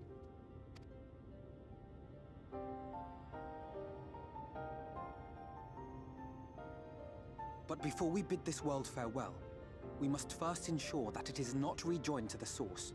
We must prevent the 8th Umbral calamity. I've been told. Urianger's vision of the future has, I fear, every chance of coming true. By his description, the catalyst for the calamity was a formless and deadly weapon employed by the Garlean Empire. So it was Black Rose they were trying to use to usher in an ardor. Which can only mean one thing. Black Rose. Gaius was telling you the truth. When we were on the trail of the Ascians, we saw evidence that the gas was being manufactured once more. Gaius was adamant that the project had been scrapped. But so long as there are wars to be waged, there will always be those determined to win by any means. And thus simply destroying the existing stores of Black Rose would do little to alter fate's course.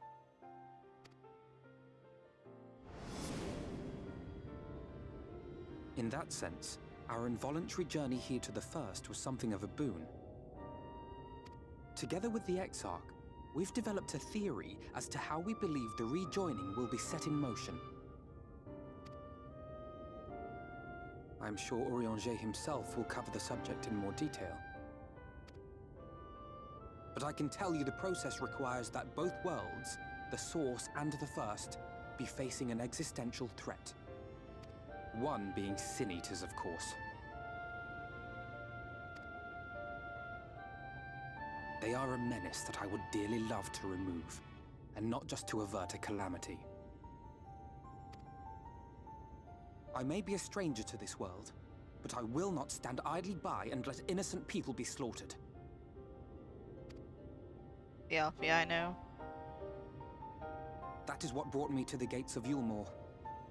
Ignoring its pretensions as a kind of capital city to what remains of the world, it is nonetheless a center of power and authority. If any solutions are to be found, I believe our search should begin there. What say you, old friend? Hungry for another adventure? Always.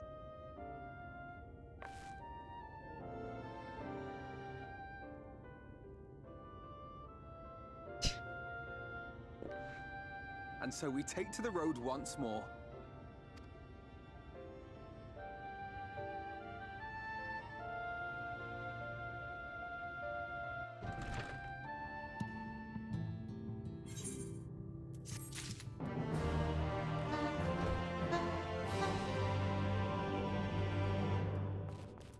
No. Open arms, closed gate. Uffno is ready to take to the road once more. Assuming you have no objections, let us make our way directly to the city outskirts. If we time our arrival just right, you may be lucky enough to see why I have yet to set foot in Yulmore, despite my best efforts to do so. Come. From here we must head west, and then cross a small bridge.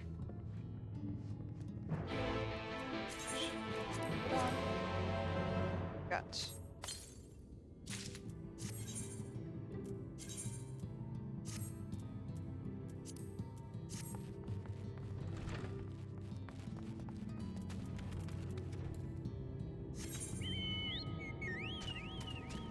That way?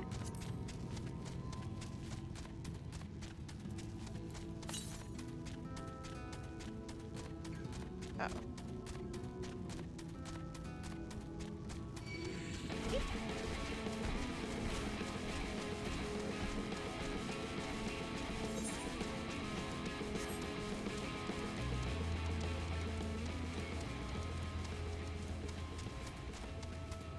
Up now.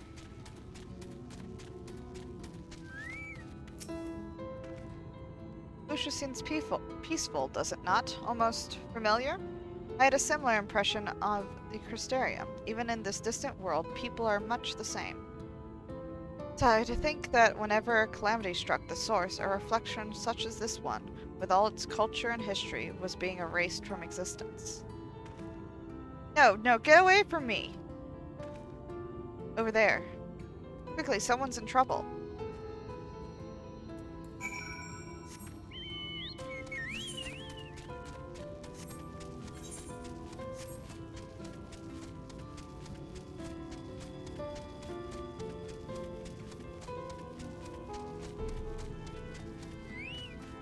Sin Eater. Oh, thank the fates. Look out!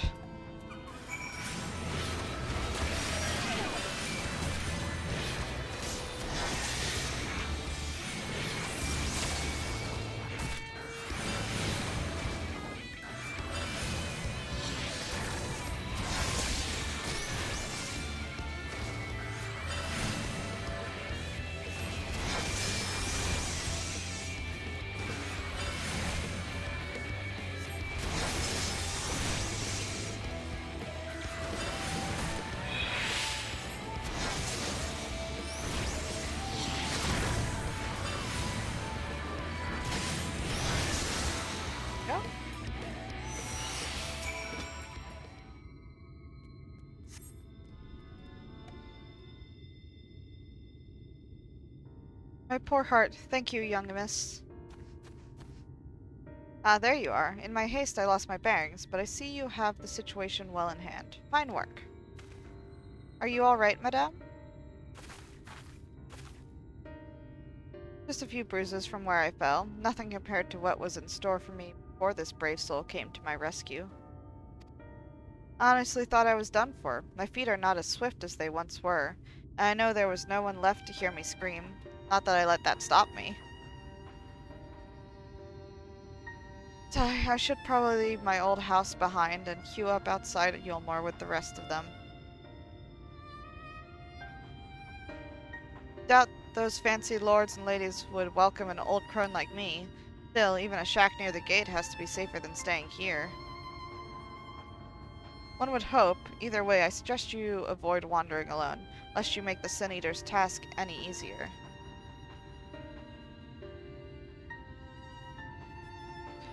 Thank you again. You saved my life. Now, I'm sure a strapping lass like you has a little to fear.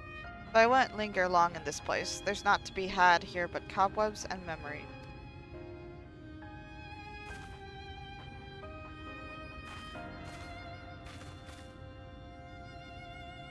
Tis as the lady says, many in these parts have abandoned their homes to live in Yulmar's shadow. Should the Sin Eaters descend upon this region, there are precious few with the strength to fight them off. Speaking of which, what have you been told of these monsters? A brief history, then. It was not long after the flood swallowed the better part of the world that the Sin Eaters first appeared, some beastly, some beauteous? Yet regardless of their form, all seem incapable of speech, and all are driven by the same insatiable appetite for mortal ether. They are predators, and we are their prey. Kalusha suffers from from far fewer attacks than most regions, but even so, the list of Sin Eaters' victims grows longer by the day, a tragedy without end.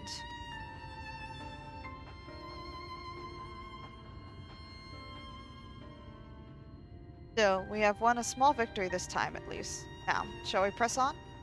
We need to return to where the road forks and follow the path that leads west.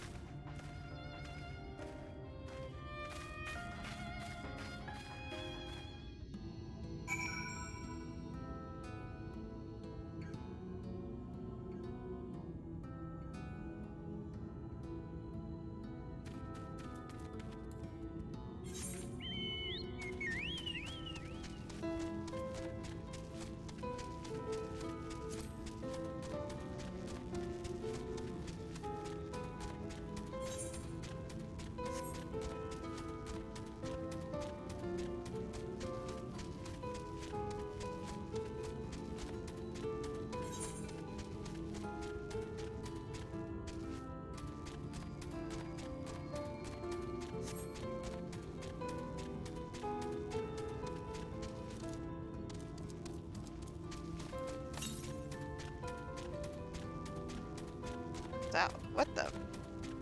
What is that? Crazy looking.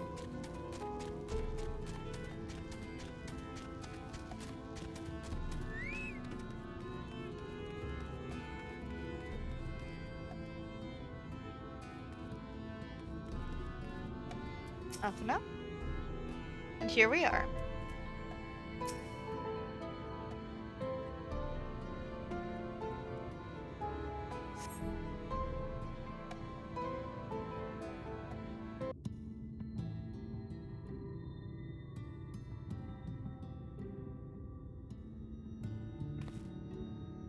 That gate up ahead is known as the Open Arms, and Yulmore itself lies beyond.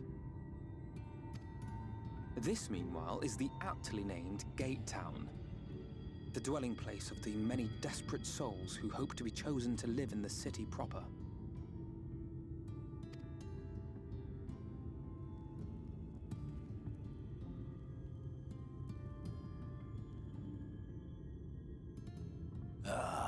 I thought I recognized you. Brought a new friend, eh?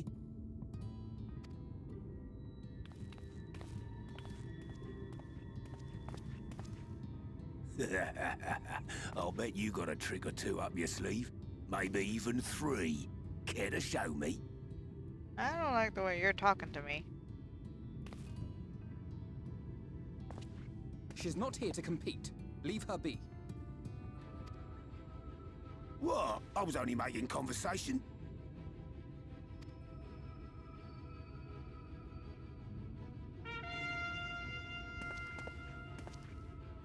Ladies and gentlemen, your attention please! Bro?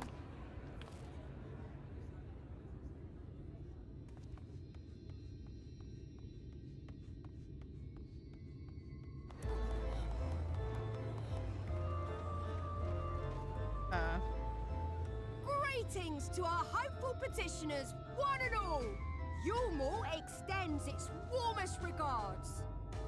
Let it be known that a lady of distinction wishes to dine on fish divine. We seek a master culinarian who can guarantee seafood perfection. Dazzle the matron with your delicious dishes, and life in the city will be yours to enjoy, even on days when fish is not on the menu! Who among you will answer the call? Name yourself or another, we may not at all. Fish, is it? Was there anyone? What about that girl? Do you recall how I said Yulmore was a center of power and authority? Well, that is not the only reason for its fame. Huh? It is also known as the City of Final Pleasures. The noble and the wealthy who survived the flood gathered here to live out the rest of their days in decadent abandon. A poor man could sooner pass through the Iron Needle than Yulmore's gates. The only way the common folk can enter this perverted paradise is if they fulfill the whim of one of the privileged. And so they are picked over like market produce. Ugh.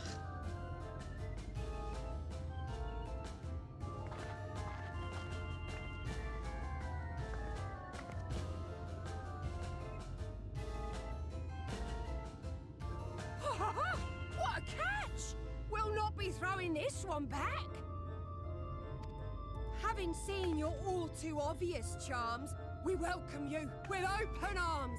Come, join us in a city of splendor and live out your life in an ecstasy of endeavor.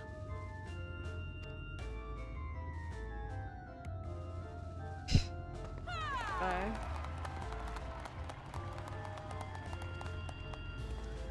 Oh, just look at those expectant faces. What could you possibly be waiting for? Well, what have we here? An extra share of meal to celebrate our newest resident! Yo.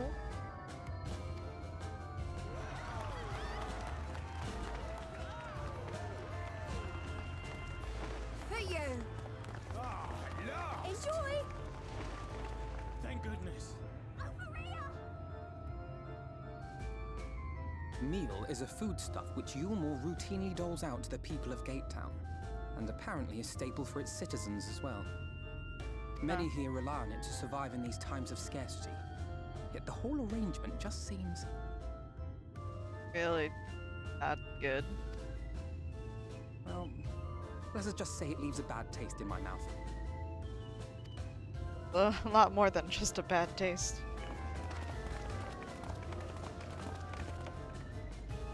Something suspicious about it.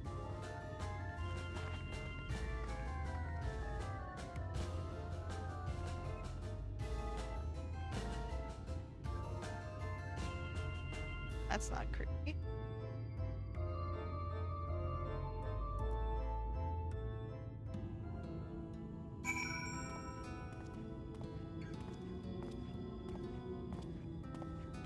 Open up.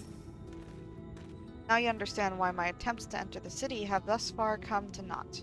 The dubious privilege of residency must be won via contest with ever-changing rules. They say this policy has been in place for the past 2 decades, ever since Yulmore's current ruler came into power. Yet from what I have seen, it does more harm than good. Not only does it distract people from our shared struggle against the Sin Eaters, it robs them of their self-sufficiency.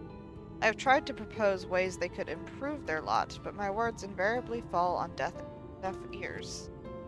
The attitude is so entrenched now. I worry that, well, mayhap you should take a turn around Gatetown and judge the situation for yourself.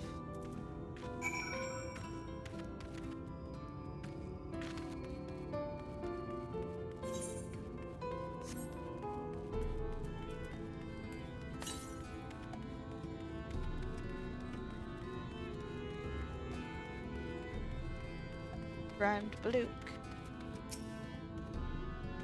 Still here, are you? Can't blame you for wanting a slice of Yulmore's pie.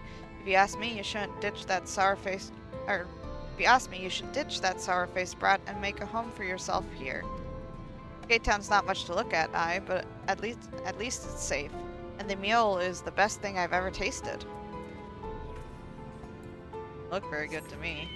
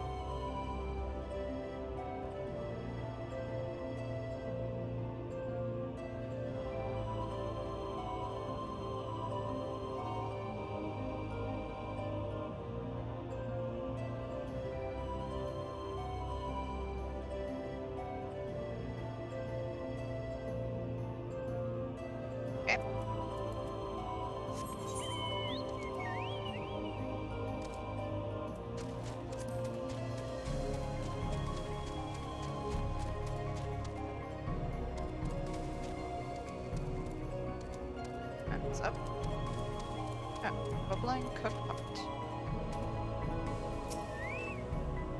Large pot bubbles over the flame. Pale chunks, meal, you realize, float in the otherwise plain broth.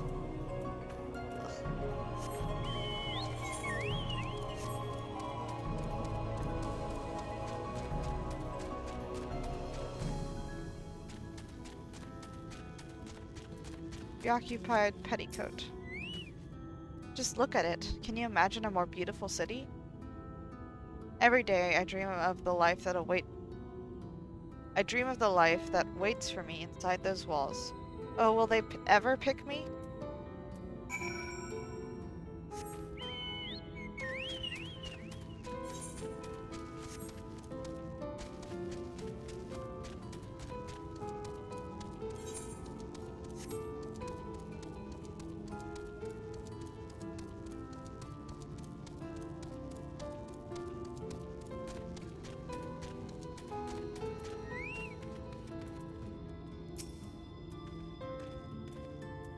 You've seen what Gatetown has to offer. These people can no longer fend for themselves. They become dependent on handouts of meal and believe Yulmar is the answer to all their woes. Yet no matter how I frame my encouragement, they seem unwilling, nay, unable to conceive of any other way of life.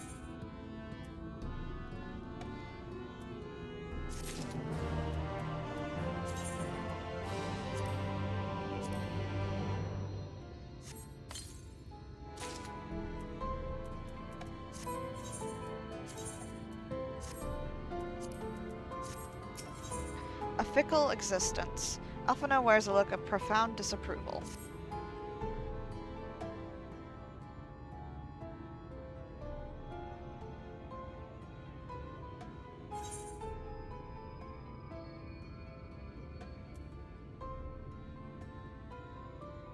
Disapprove of Yulmar? More. It's difficult to make a final judgment without first seeing the city's inner workings. Mayhap it is that uncertainty which always makes me feel so ill at ease here. Not that it matters. However unjust the system seems to me, if these people claim to be content with their lot, it is hardly my place to criticize their choices. Take that elderly lady you rescued. Does it not seem that those who have chosen to forgo Yulmar's largesse are doomed to suffer for their independence? In the end, they are all but forced to seek refuge in Gatetown, and so hamlets and fields across the island are left empty and untended, hastening the region's descent into ruin.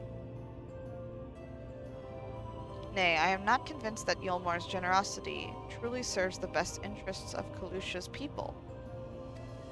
I am not so naive as to think there is some miraculous solution to all of this, yet I cannot help but frown at the sight of hard-working villagers struggling to survive, even as the chosen few rejoice at being plucked from poverty by the hand of a capricious noble. There has to be a better way. I will not know for sure, however, until I have taken these long-delayed steps through Yulmar's gates. It is fortunate that you arrived when you did, Somimi. I have been working on a scheme to insinuate myself into the city, and if all goes to plan, it should soon come to fruition. There is a beast tribe who makes its home in the seas surrounding the island. The Ondo, they are called, though you and I know them as Sahagan. For the most part, they keep to themselves in their ocean grottos, and rarely have dealings with land dwellers. But as Totaro took such great pains to impress upon me during our stay in Kugane, business favors the bold, and so I reached out to them. I duly discovered that the Ondo are inordinately fond of land-grown produce, fresh fruits in particular, and when I offered to procure such goods for them, they promised to pay me in pearls. An attractive business venture for any prospective investor. Would you not agree? Surely even the most jaded Yulmorian lord would have time for a merchant who can make pearls from plums and pumpkins. Yes, I've come a long way since my days of buying samurai swords without first negotiating a price. Well, I'm impressed. My appointment with the Ondo is due to take place in a few hours. I just need to collect the produce and meet with them on the shore. Might you help me make the exchange?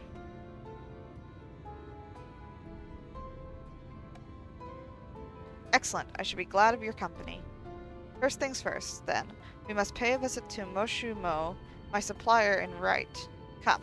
It is just to the northwest of here.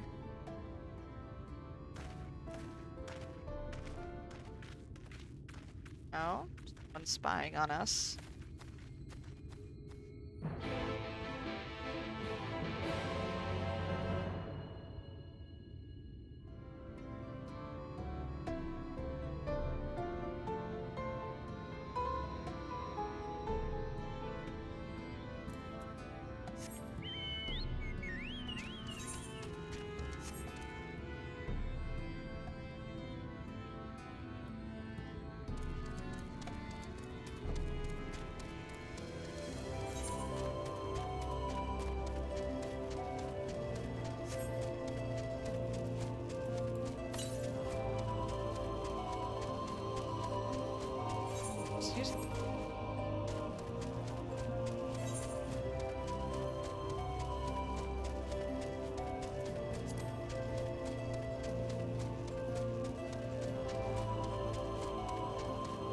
That is sort of ethereally pretty.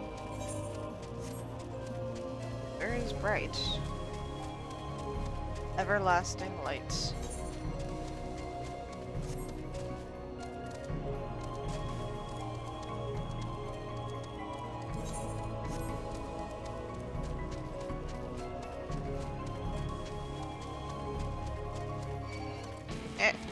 No, leave me alone.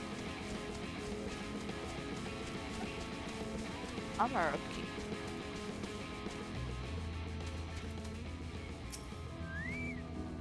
Looking to procure yourself an armor? Then I reckon you've come to the right place.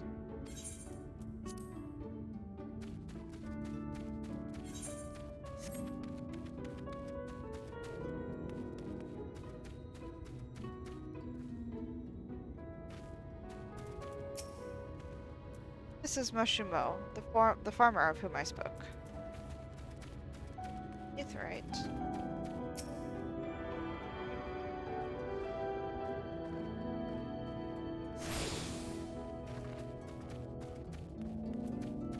Oh? There's something I can do for your friend? Good day to you, Moshumo. This is my associate Somimi. We are here to collect the produce I purchased. Eh? I loaded your lackey up with the goods not long ago. My lackey? I know of no such person. Mistel lad? Short blue hair?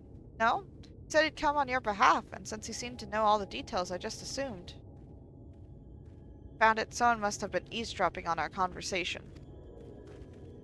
If this charlatan was here not long ago, he cannot have gone far. We should split up and search the area. You find a vantage point on the south side of town, and I shall take the west.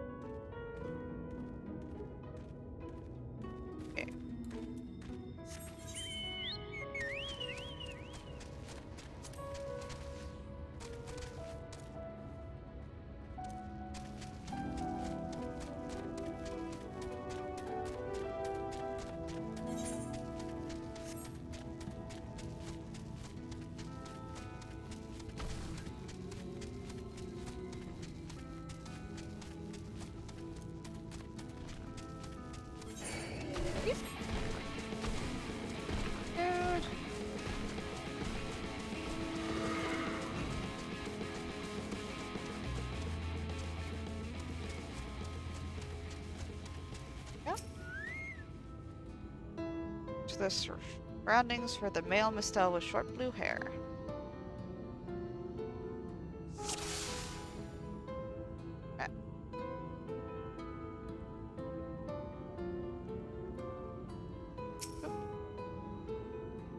That would be him. You have located your quarry.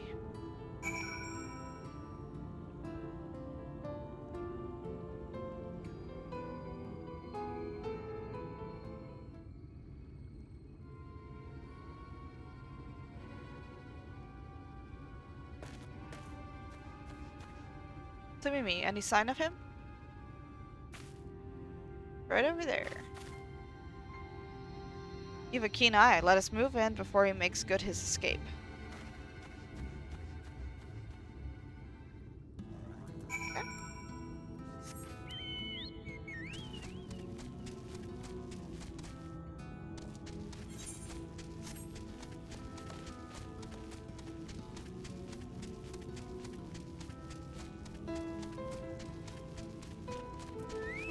Heard Mistel. Nope.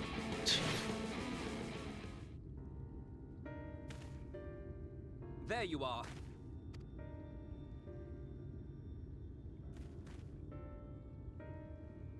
The thief who claimed the harvest on my behalf. Hand it over. Well, forgive me. I have to get into the city.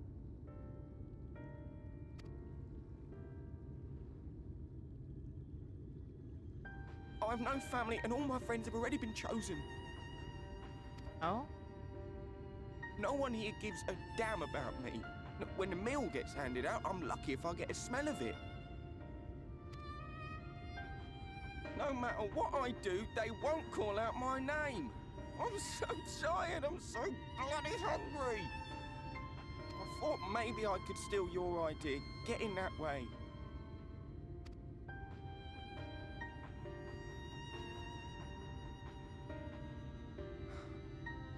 What is your name?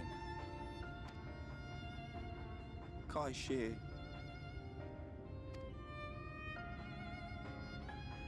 Tell me then, Kai Shear, must it be Yulmore or nothing? What of the Crystarium? They may not offer charity, but you would be fairly compensated for any work you did. No, it has to be Yulmore. That's where all my friends are.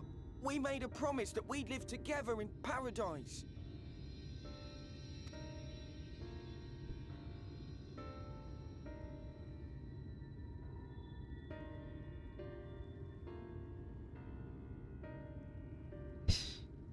I was to make my deal with the Ondo at the Clave. Listen carefully, and I shall tell you my plans for the business, and how best to arouse the Yulmorans' interest. You'll give me your place? Just like that? I'm giving you a chance, nothing more. What comes of it is entirely up to you. I understand. Oh, thank you, thank you! Oh. That's our good boy Afanu.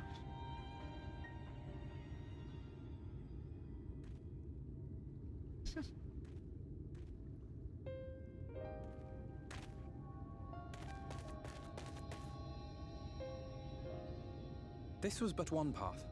There will be others. But for young Kai Shear, it was the difference between life and death. I do not regret my decision, yet I will admit that a part of me wonders if it was for the best.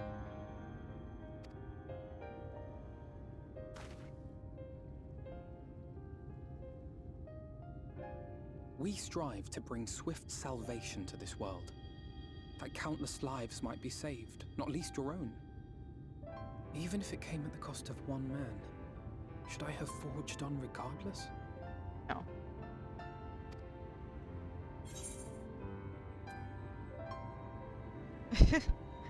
That's not who we are. Or not who you are. I suppose not. Were Estinian here, he would most likely scoff at my soft-heartedness.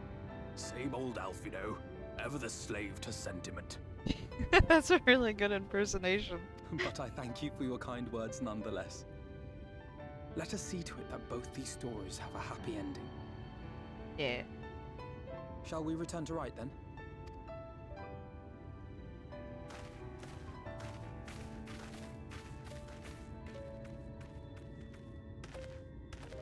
Is that?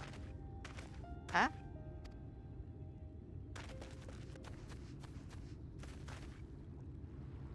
And how'd you spot that?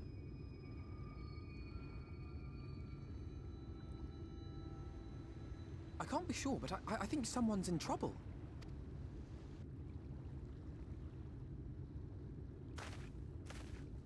Come on, they may need our help. Okay.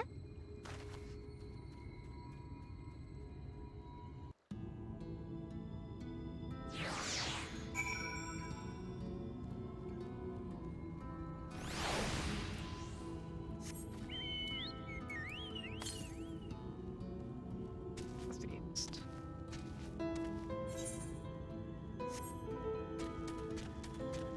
Quickly check over here.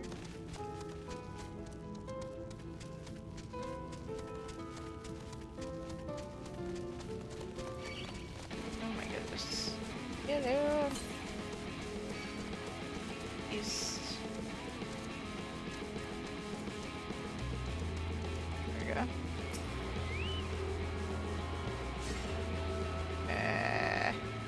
Okay.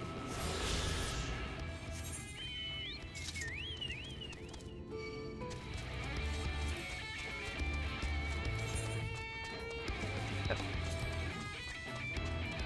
Got 3.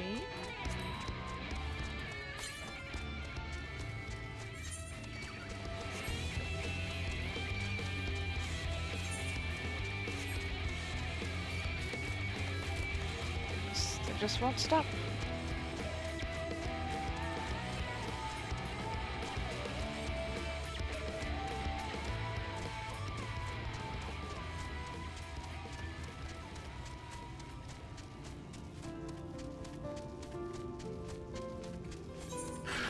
If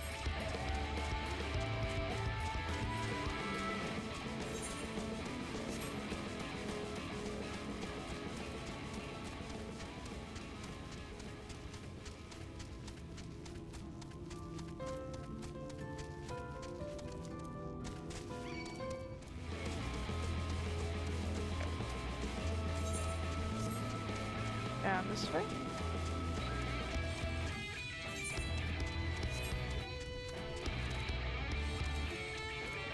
There we go.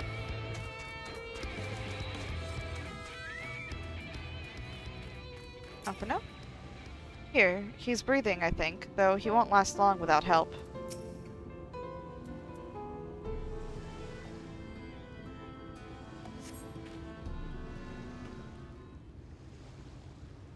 That should take care of the worst of his injuries. Calf, mercy, I beg you.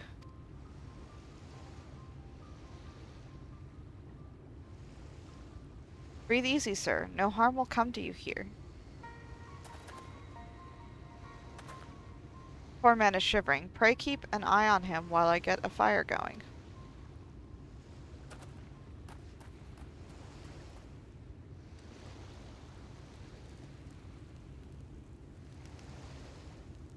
Thought for certain I was dead. How am I ever to repay this kindness? We'll set it for the tale behind your current predicament. Why don't you begin by telling us your name? Tristal. I was invited into Yulmar to work as an artist.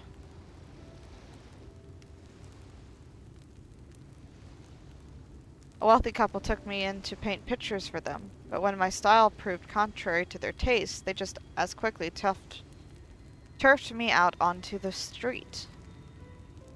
I was left penniless and patronless, a grave sin in Lord Bothry's city. Within days, they had brought me before the man himself, and he asked me what I meant to do. Dejected as I was, I told him that I wished to leave. Little did I know how soon he would grant me my wish. They flung me over the balustrade into the goddamned ocean.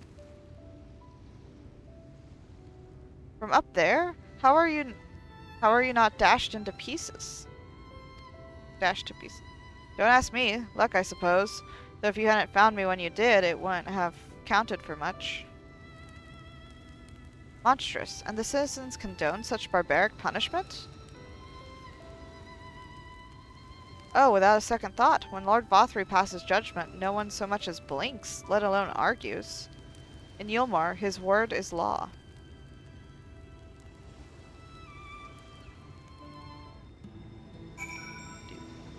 Second. To fix that.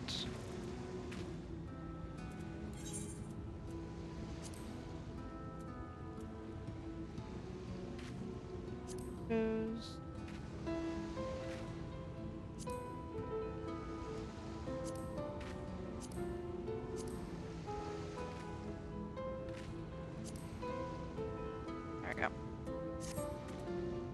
Okay. Crystal? Ah, that fire's chased the chill from my bones. Thank you again. Alphino?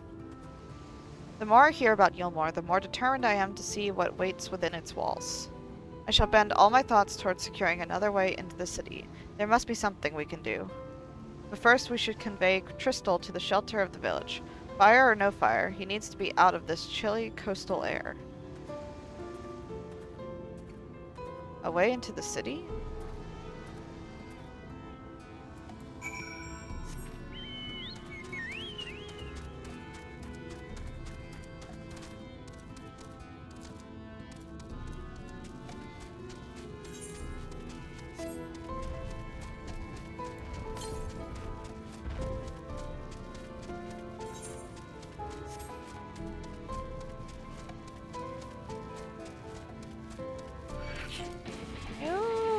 Hello.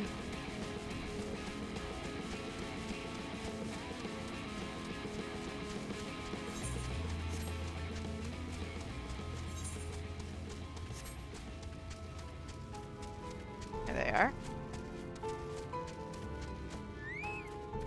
Alphino? I wonder what Tristal will do now. Tristal? Pray accept my deepest gratitude. I owe you both my life. And, if you'll permit me, I would assist you in your attempt to enter Yulmore, insofar as I am able, at any rate. To be frank, the thought of sending my saviors into that awful place makes me sick to the stomach. But since it's plain you've set your minds on it, you should take this. It's my favorite paintbrush. The Yulmoran elite are never satisfied until they get exactly what they want. And if I'm not mistaken, the couple I mentioned will be looking for someone to replace me.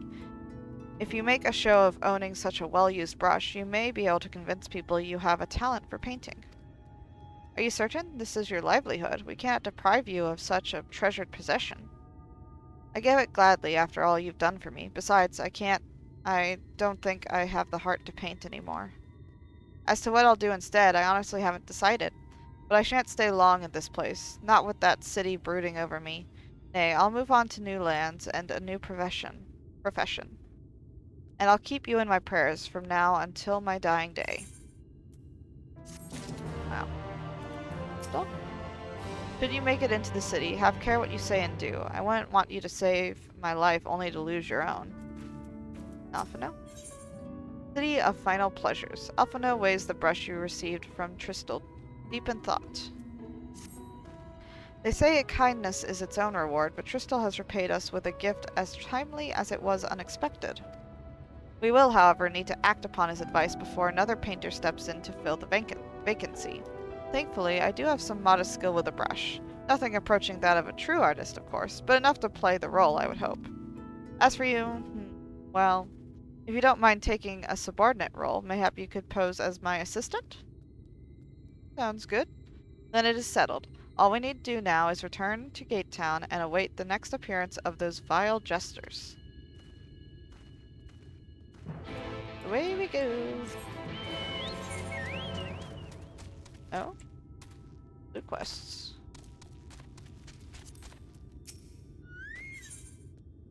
Blankless task. The Noise watches the path to the shipyard with anxious eyes. Oh, who are you? Forgive me. Not often we see travelers in right, but with how dangerous it is hereabouts. I even worry for my husband taking the road down to the shipyard, and he's as strong as a Talos. He has been gone a good while, though. If you're headed that way, could you please let him know his wife is expecting him at home? Okay. Police?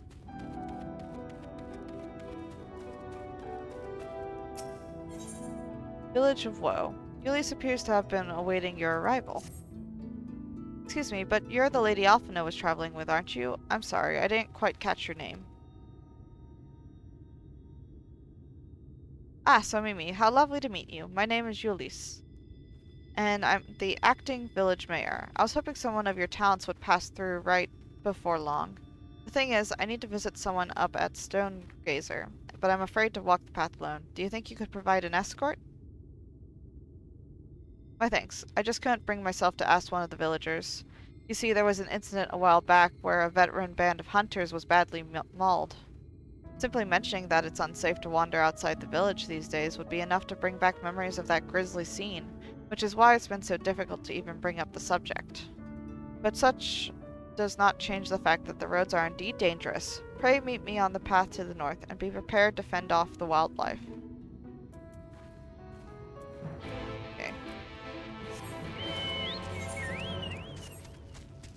We will do those later.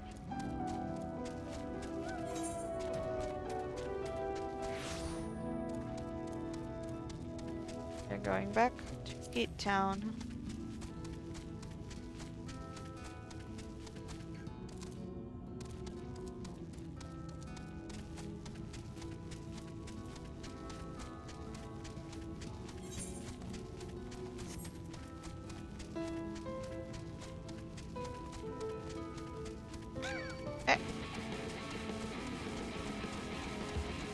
Hello.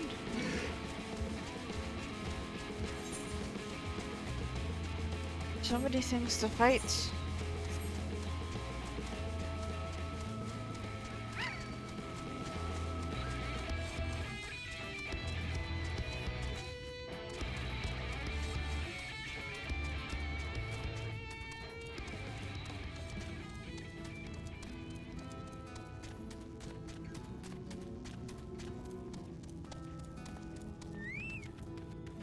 For now.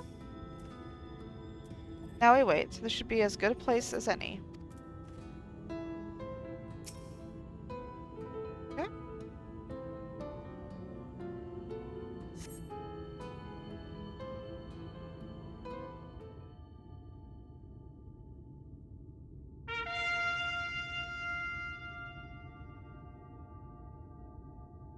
Here they come. Ladies and gentlemen, your attention once more. What a day it's been for folks at our door.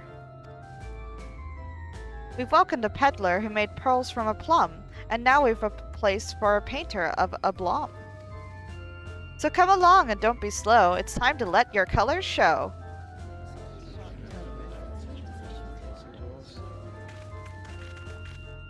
I can paint, portraits at least. Landscapes and still lifes are so rarely commissioned these days. Oh-ho, I thought I spied some new faces in the crowd. What fortune that you should feel at ease around an easel. What proof have you of your prowess? Any masterpieces on your person? Sadly not. Everything I paint is soon sold. Such is the life of a working artist. I have only my brush to testify for me, though you will note that it has seen no small amount of service. Aha! Ho-ho! Flecks of paint, both old and new. A tool much loved and much used.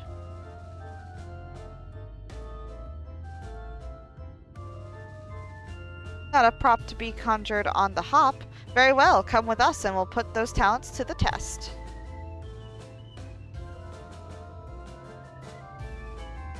And who is the hanger-on? Well-wisher or parasite? Why, this is my assistant. She whose unfailing support allows my art to flourish. I will go with her or not at all. Parasite, then. We shall leave her fate in the hands of your new employer. It matters not a whit to us. And having filled our latest vacant space, we retire to Yulmore's sweet embrace.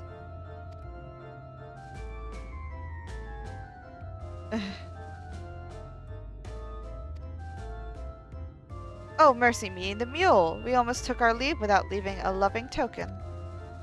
We must empty the sacks ere we make our way back.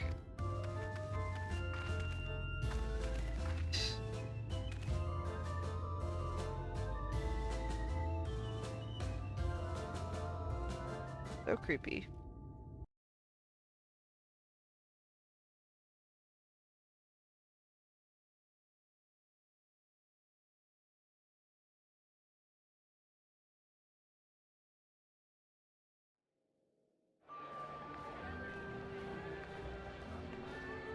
Redemption is beyond us.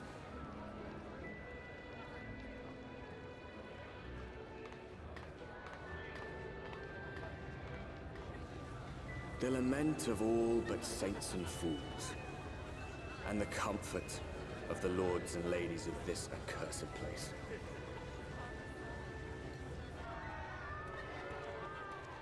Once they held fast against the madness, only to embrace the coming cataclysm and delight in the end of days.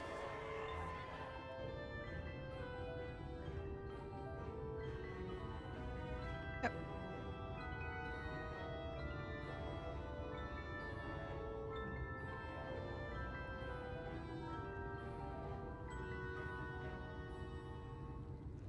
Perhaps in rapture they seek to lose themselves and the misery they share. Or perhaps for them alone, the promise of eternal pleasure really does hold true.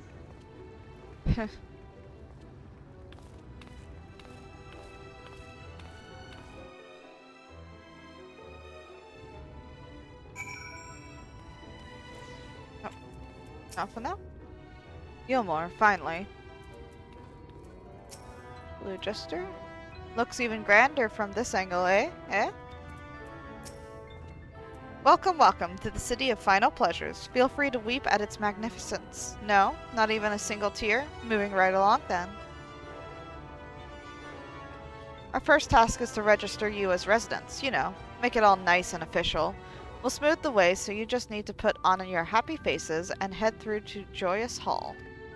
The Bureau of Immigration is in the first room on the left side of the passage. Declare your name and occupation in a nice loud voice. The clerks will tell you where to go from there. Oh, and pay no mind to those folk off to the side of the road. Much like the hopefuls in Gatetown, they haven't earned the right to enter the city proper. If, however, you enjoy basking in the envy of your fellow man, then by all means, take your time.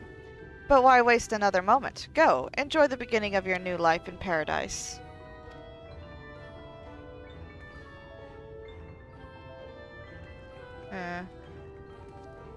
The Bureau of Immigration, was it? I suppose we had better show ourselves willing for the time being.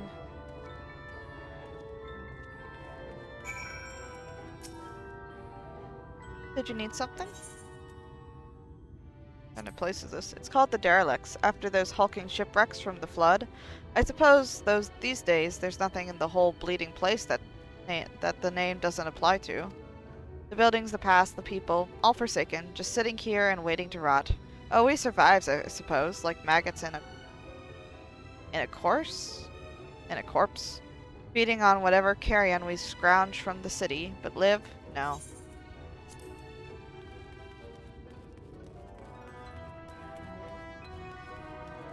Aether then. Shard.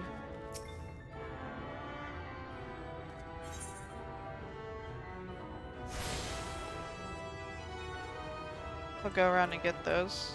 I'm already down here. Weird. Why are there people living directly under the city, and why can't they get in?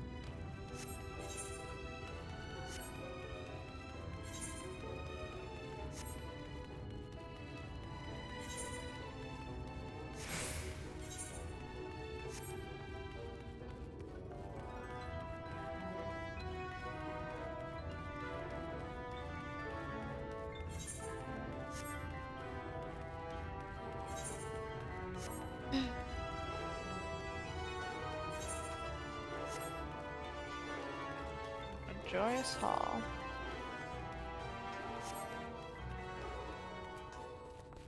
Okay. Immigration officer?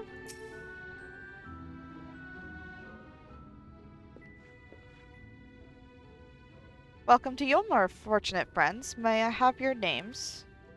I am Alphino, an artist, and this is Somimi, my assistant.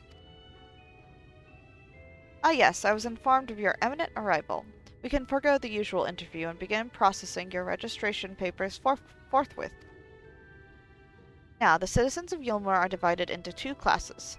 There are the free, who are blessed with the favor of Lord Vothry, and the bonded, who work in the employ of the free. You will be joining the ranks of the bonded. Your duties are to serve a patron in the capacity for which you were chosen, in your case painting pretty pictures. Should your patron dismiss you for any reason, you must find another sponsor among the free, or accept work as a general laborer. I see, and might you tell us something of the patron we are to serve? The two patrons, actually, Chai Nuz and Dulia Chai, a Mistel couple whom most refer to as the Chais. They are both gentle souls, but I would ask that you conduct yourself with respect and humility, for your own sake as much as theirs. Now, a moment please, while I complete the relevant paperwork.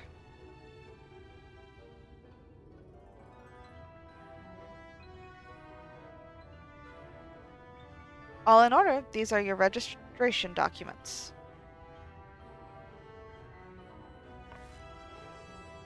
Take those papers next door and submit them to the clerk. Once they've been stamped, you will officially be Yulmoran citizens. Enjoy your new life in paradise.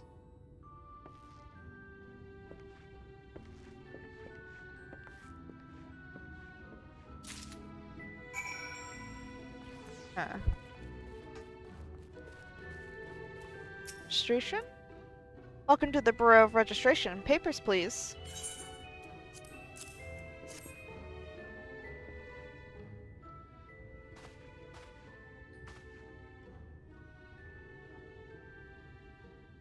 What have we here? Alphino, artist, Somimi, artist assistant, to be employed in the service of Lord Chai Nuz and Lady Dulia Chai.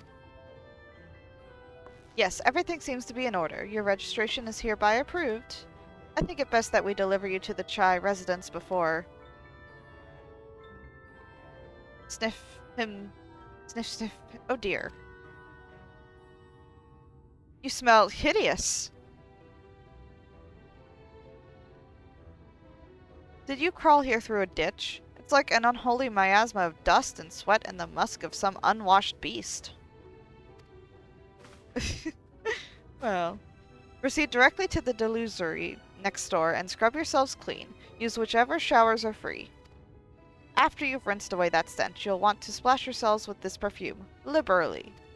Once you've made yourself presentable, then you may proceed to the Chai residence. Fernan, the guard by the stairs, will give you directions. Are we really that bad? I hadn't realized we were so aromatic.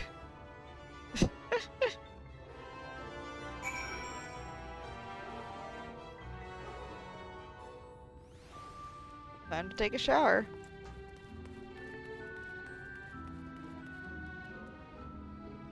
Huh.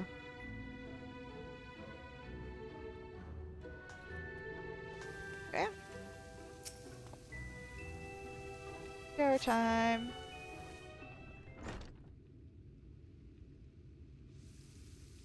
You rinse yourself clean in the stream of water. I'll clean.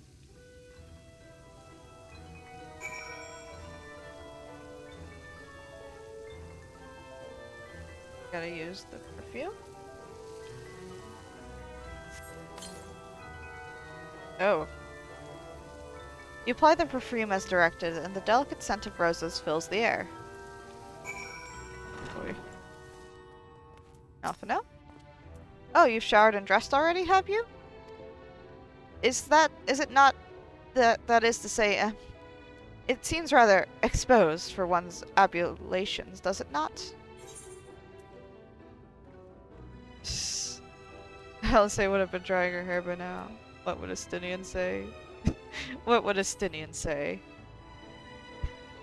Good gods, you will mention nothing of this, swear to me. Oh boy.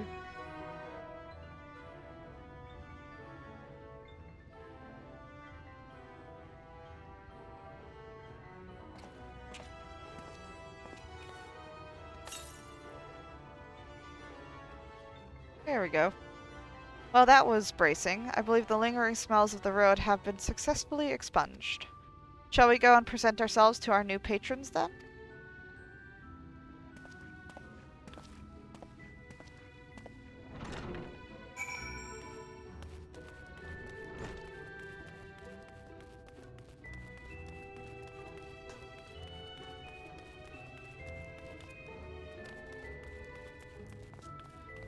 Okay. You're looking to present yourselves to the Chais, are you? Let me explain how the city's laid out then. Imagine 3 layers, one on top of the other. This layer here is called the buttress. Above us is the understory, where the military has its headquarters, and above that, you've got the canopy, which is where the free citizens of Yulmore spend their days. So if you want to find your new patrons, you'll need to keep climbing until you run out of stairs. Then look for the Grand Dame's parlor. They'll be in there like as not.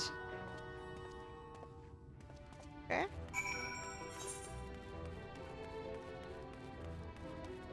A loading screen?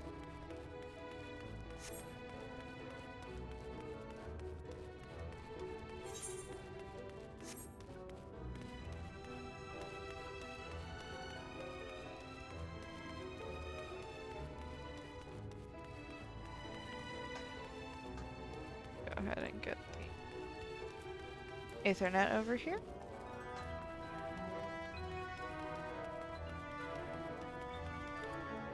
Boop.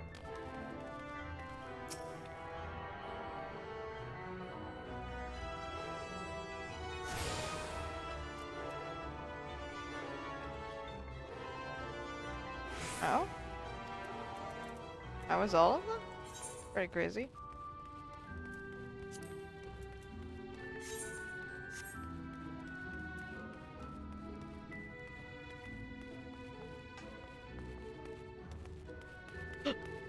Excuse me.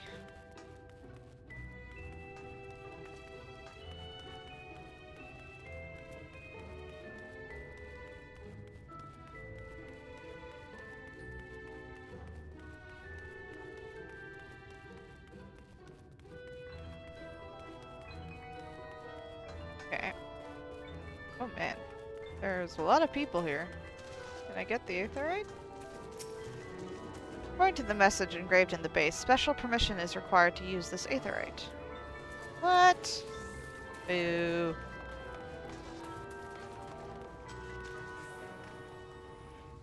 Sophino.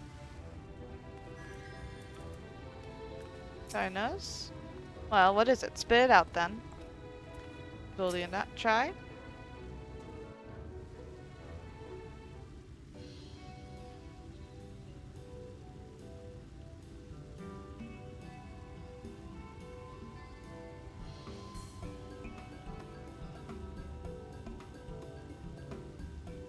Oh, who's this then? Oh my god, the voice so high pitched.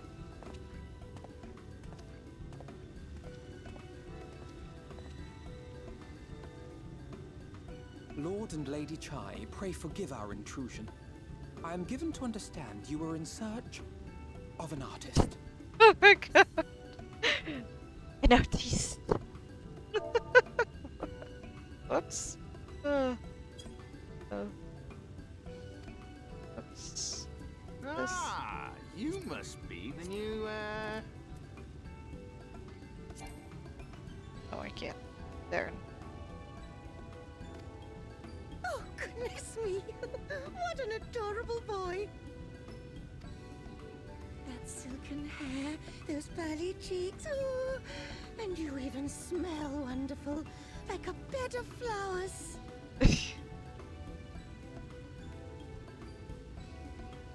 My goodness. I approve of this one, dearest. I am positive he'll paint us the most delightful pictures. Yes. Well, as long as he paints better than that talentless wretch we sent packing last week.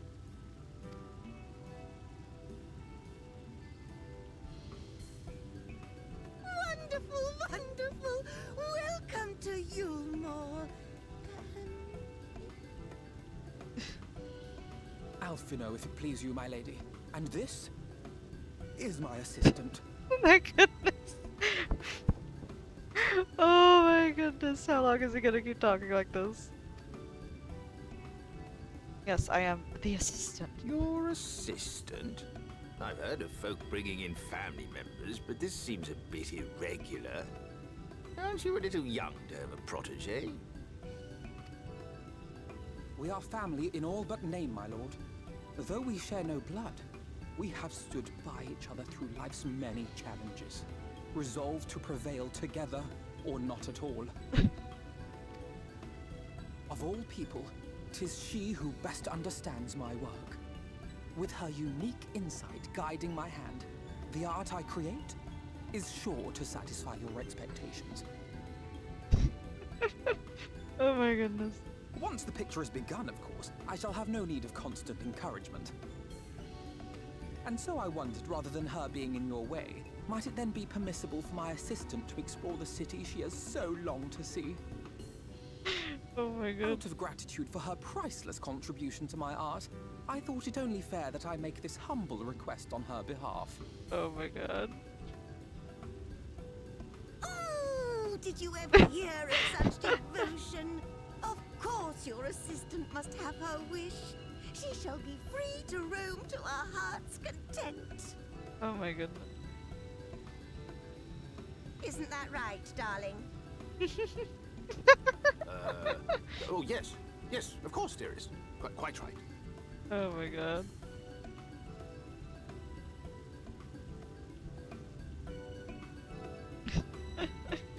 Oh wow.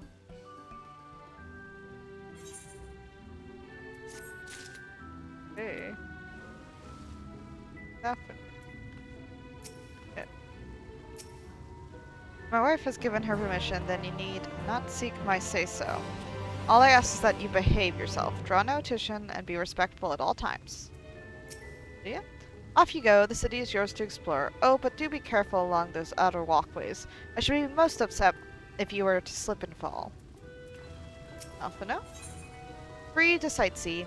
Alphino would send you into the city to explore. Now you've the opportunity to experience Yulmore. I suggest you make the most of it. Explore the city top to bottom. In other words, I would start with the canopy and go from there. Try wandering around the market stalls, mayhap. Such places are usually filled with colorful characters, only too eager to share local gossip with a friendly visitor. I would appreciate it, of course, if you could share any discoveries with me in turn. We should both learn as much as possible about our new place of residence. Okay?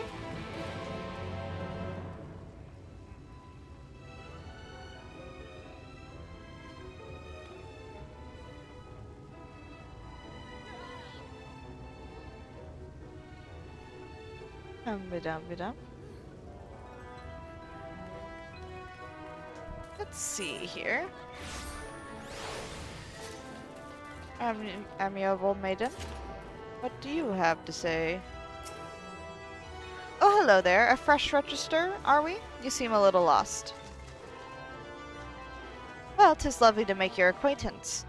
Speaking of acquaintances, you wouldn't happen to have run into my attendant on your wanderings, would you?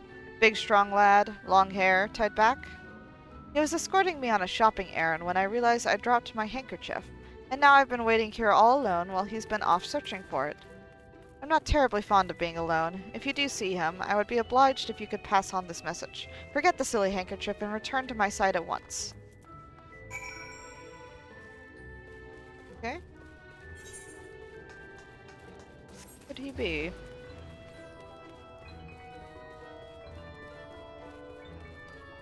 Oh!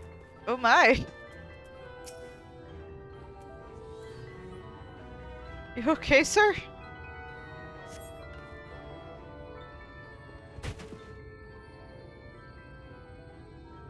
Wicked White, that was too close. Thank you, friend. I don't know what I would have done if you hadn't come along. I was trying to rescue my lady's handkerchief, you see. The wind must have blown it over the edge, but luckily it caught on something. I thought if I could just stretch out far enough.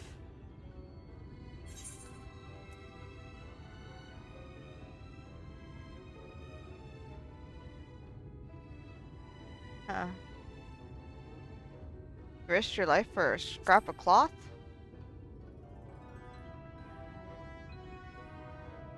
It's not just a scrap of cloth.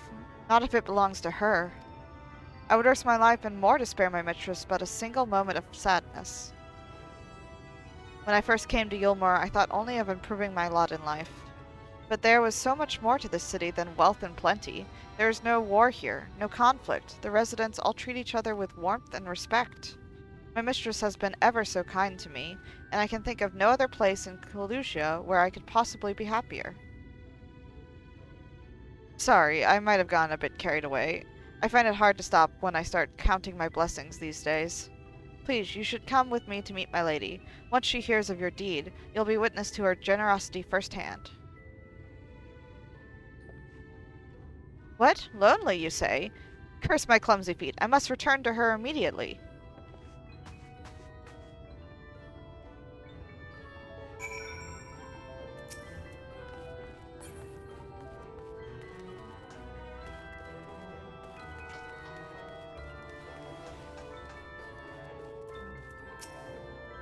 I will never leave my lady's side again.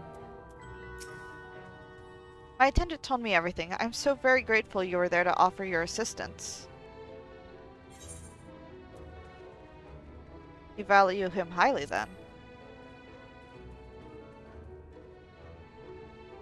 As if he were a member of my own family, I could not live the wonderful life I lead without him. We free citizens owe the bonded our unending gratitude. Mayhap in another society, our different standing would breed prejudice or resentment, but in Yulmore our most glorious measure is in place to avert such unpleasantness. Part of that measure requires that the free surrender their fortunes. Upon registration, all of our property, financial, intellectual, or otherwise, is given over to the city. In exchange, we are provided with ample funds and commodities to live a life of pampered luxury. Being liberated from the concern of earning coin has an almost miraculous effect on people's outlook. There are no rivals to compete against, only fellow residents with whom to enjoy our tranquil existence.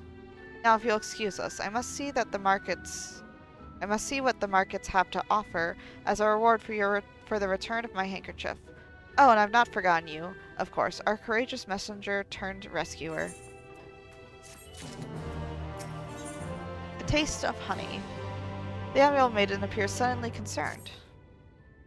All this talk of relying on the bonded, and I haven't given a thought as to what your duties might be. I hope I haven't interrupted your work unduly. A tour of the city, is it? Then you really must visit the beehive. It's always buzzing with activity. Local humor. Anyway, a lady by the name of Tista Bee usually has her seat near the entrance. She will gladly speak with you on any number of topics, assuming you find yourself on her good side. Get some shoes.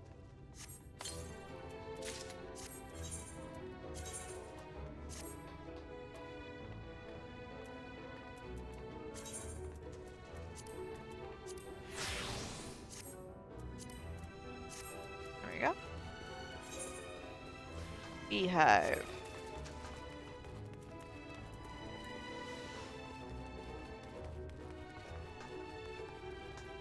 No. Is it a dance club? Let's see.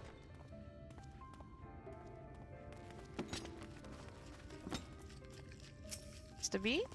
Welcome to the beehive, my little drone. Seeking the sting of excitement to liven up your day? I can tell at a glance when folk are new to our happy colony. It's the nervous fluttering, you see, always gives them away. Why don't we play some cards to set you at your ease, eh? A quick game of high or low. It's simply a matter of guessing who has the bigger hand. If you win, I'll grant you a single favor, within reason, of course. Interested?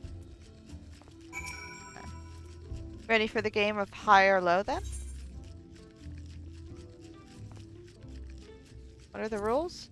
High or low is a guessing game. You must decide whether the total of your 3 cards is higher or lower than the total of your opponent's cards.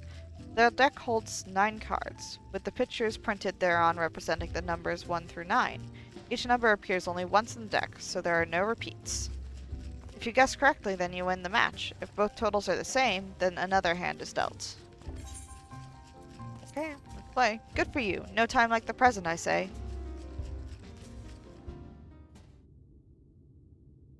3 cards for you, 3 cards for me. You flip 1 of yours over, and I'll flip 2 of mine. Or...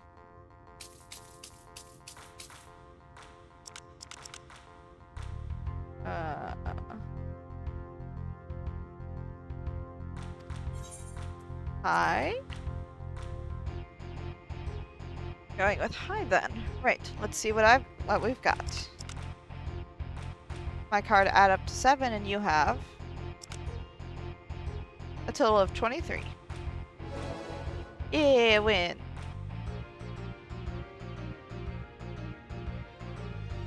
Congratulations, your guess was right. Usually I'd concede defeat at this point, but what do you say to a rematch? 1 more win and then we'll talk about that favor.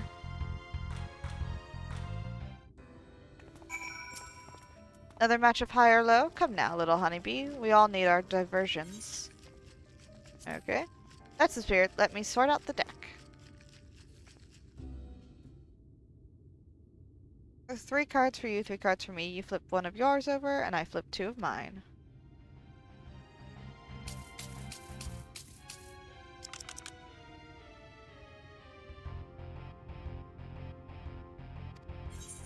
Gonna be high again.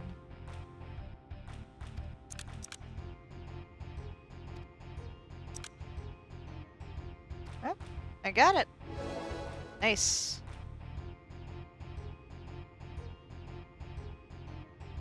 Well, well, well, would you look at that?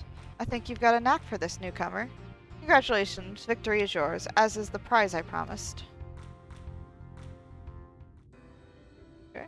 Come whisper in my ear then, and don't be shy. Tell Otista what she can do for you.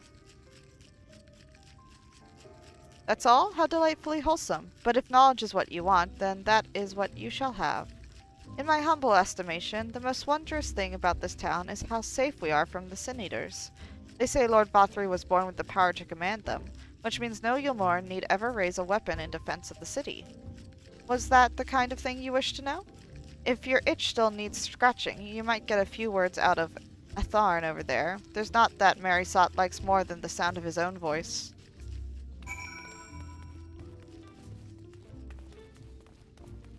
Atharn? What's that? New to Yulmar, you say? Only just arrived and already you're looking to peel away the layers of mystery? Oh, I'm all for chatting, but you need to slow down and enjoy life, my friend. I tell you what, you hop up on stage and give us a dance first, and then we can have our little talk. Dancing?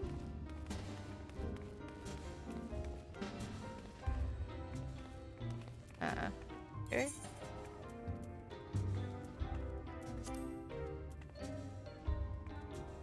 Dance.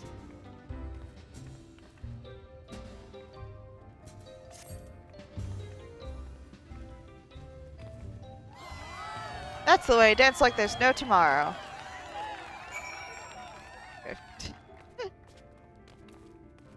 Okay, Tharn. Woo! Now that was a show. You're welcome to clamber up on stage anytime you like. So, what was it you wanted to ask me? Ah yes, something about our fair city. Well, I can tell you it wasn't always so peaceful as it is today. The Yulmara army may be the very essence of military might, but even our forces saw grievous losses in the war against the Sin Eaters. Things changed for us, around 20 years ago now, when the old ruler's son came to power. He's got this way with the Eaters, you see, turns them docile as house cats. I wouldn't be exaggerating to say they've become something of an ally to Yulmar, no longer an enemy to be feared. And yet elsewhere there are still fools who insist on fighting their losing battles. Pah! A toast to Lord Bothry.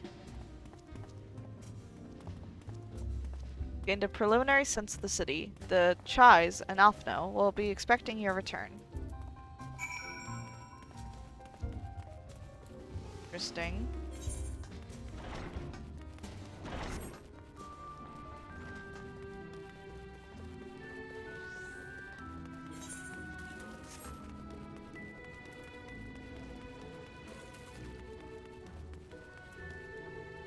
Alfno.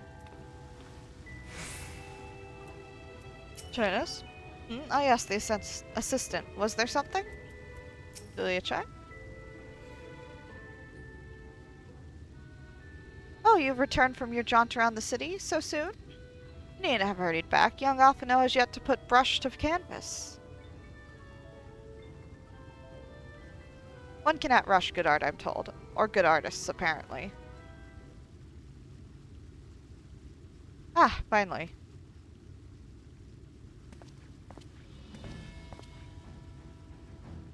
Oh, you got an outfit. Look at you! Getting styled up. I put together an ensemble out of the garments you chose. Is this satisfactory? Oh, goodness gracious me. The last outfit was precious, but this makes you look positively dashing. You truly are a handsome boy. However am I to decide? I don't recall this part of the artistic process.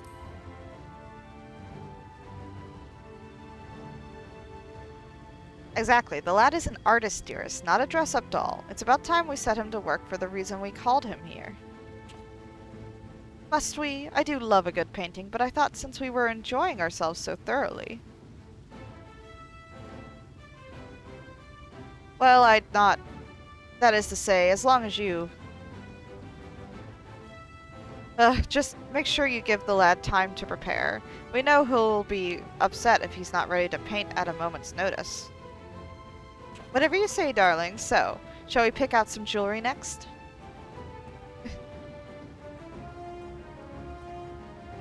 Oh my goodness.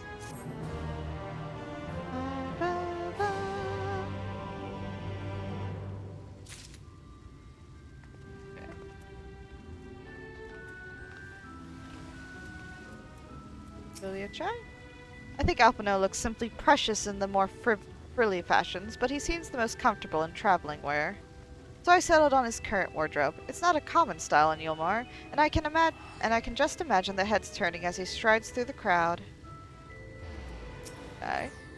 I really must have your mentor concentrate on his art. Our anniversary will be upon us soon, and I promise to have a portrait to commemorate our union. A blessed instrument. Alphino draws you close with a whisper.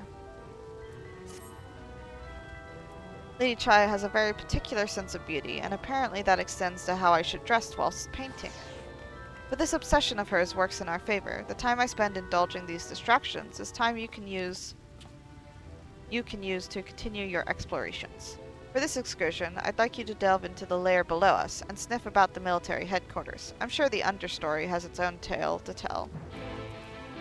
Okay. Down we go. Yeah.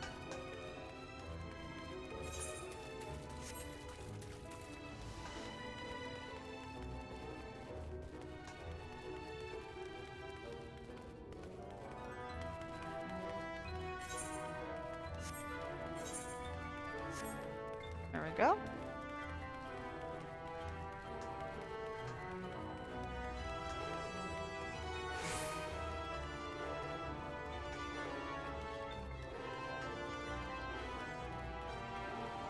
Not like the look of these cells, that's for sure.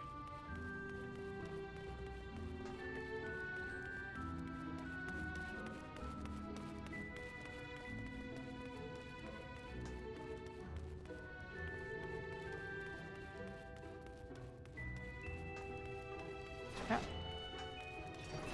Weeping Warbler. Snap, sniff.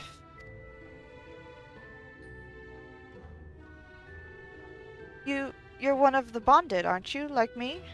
Please, I need your help. My throat, I can't sing anymore. I've been making excuses, but it's just not getting any better. If my patron thinks I'm of no use to him, then sob. I need you to sneak out to the derelicts and describe my condition to Thorreach? Here's a list of symptoms and a hunk of meal to pay for his medicines. Please, I have no one else to turn to. Okay.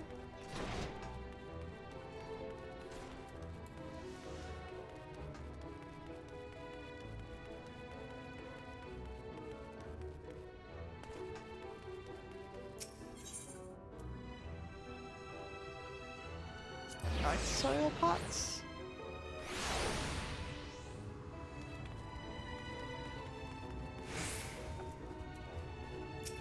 Okay.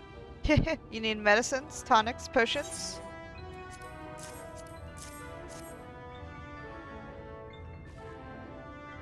A cure for an ailing voice, is it? No, no medicine will cure this. Methinks your songbird has a lump in her throat. Must be cut out, excised, and even then the voice may never heal completely. Poor little songbird. Will they kick her from the nest, I wonder? Or simply silence her chirps? Ho, your face, you didn't know? Of the many hopefuls who enter the city, very few are ever seen to leave, even as corpses. Oh, you might see one or two fortunate fools hurled from the balconies, but the rest, gone. A town of nightmares it is. Not for this ship's rat. Oh, no, no. I am content to scurry around down here and nibble on the crumbs which fall from the table. The consultation is over. You have my verdict, and I have my mule. Good day. Man.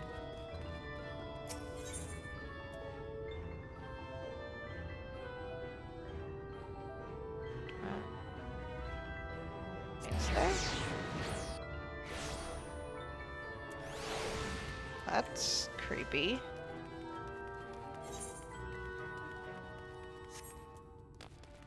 Gonna be. Are they making the people into mule?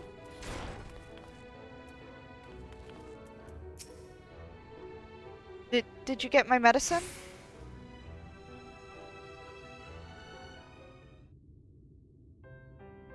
Sobs, so that's it. What am I to do if I can't sing? Ah, there you are, my sweet canary. Have you been crying again? Don't tell me your voice is still not on the mend. Oh, generous sir, have mercy. I've done all I can, but even the apothecary said...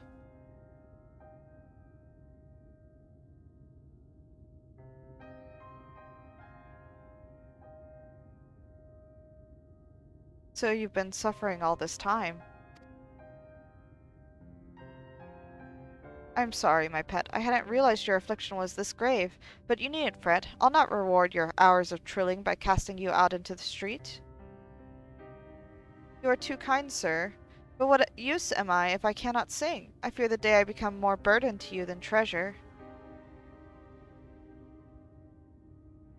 Then I shall have a word with Lord Vothry and arrange for your ascension. In that paradise where resides neither pain nor illness will your song ring out clearly once again. Or mayhap you think it a step too far. No, you would do that for me? Of course. Why, I would almost wish to hasten my own ascension, knowing your blessed instrument was waiting there to greet me. Ascension? Ascension?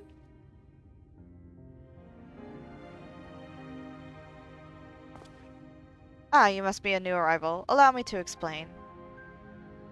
As all know, the Sin Eaters exist to devour the sinful, but also do they serve to gather the souls of the innocent, and shepherd them unto celestial paradise.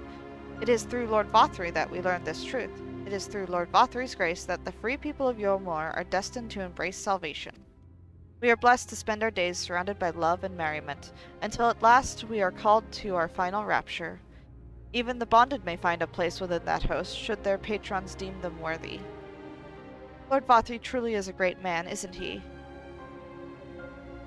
Now, if you'll excuse us, we must be on our way. May you find eternal salvation for the compassion you have shown my precious canary.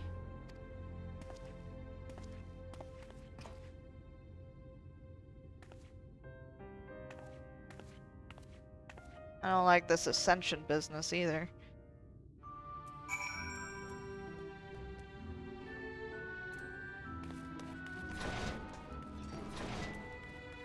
Like we go to Alpha now.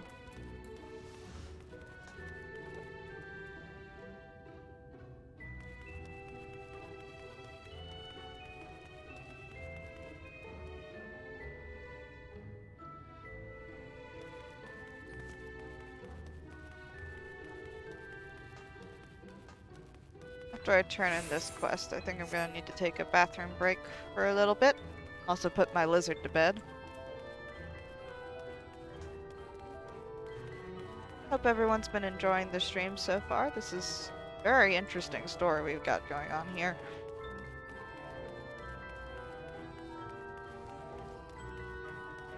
None of it seems like it's going to a good place, though.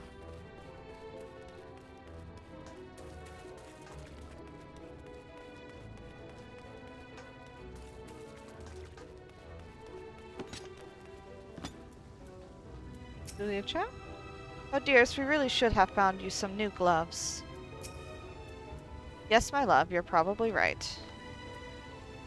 Alphino? It is good to see you back. You were taking so long, I began to worry something had happened. I've begun sketching an outline for the portrait, but nay, the tries appear otherwise occupied. Will you share what with your investigations have gleaned thus far? Sir Lord Vothru boasts some manner of influence over the Sin Eaters, does he? That would explain the reverence in which he is held by the citizenry. And as for this ascension business, I cannot help but be put in mind of that apothecary and his ominous remarks. If so many folk have entered the city over the years, then where do they go?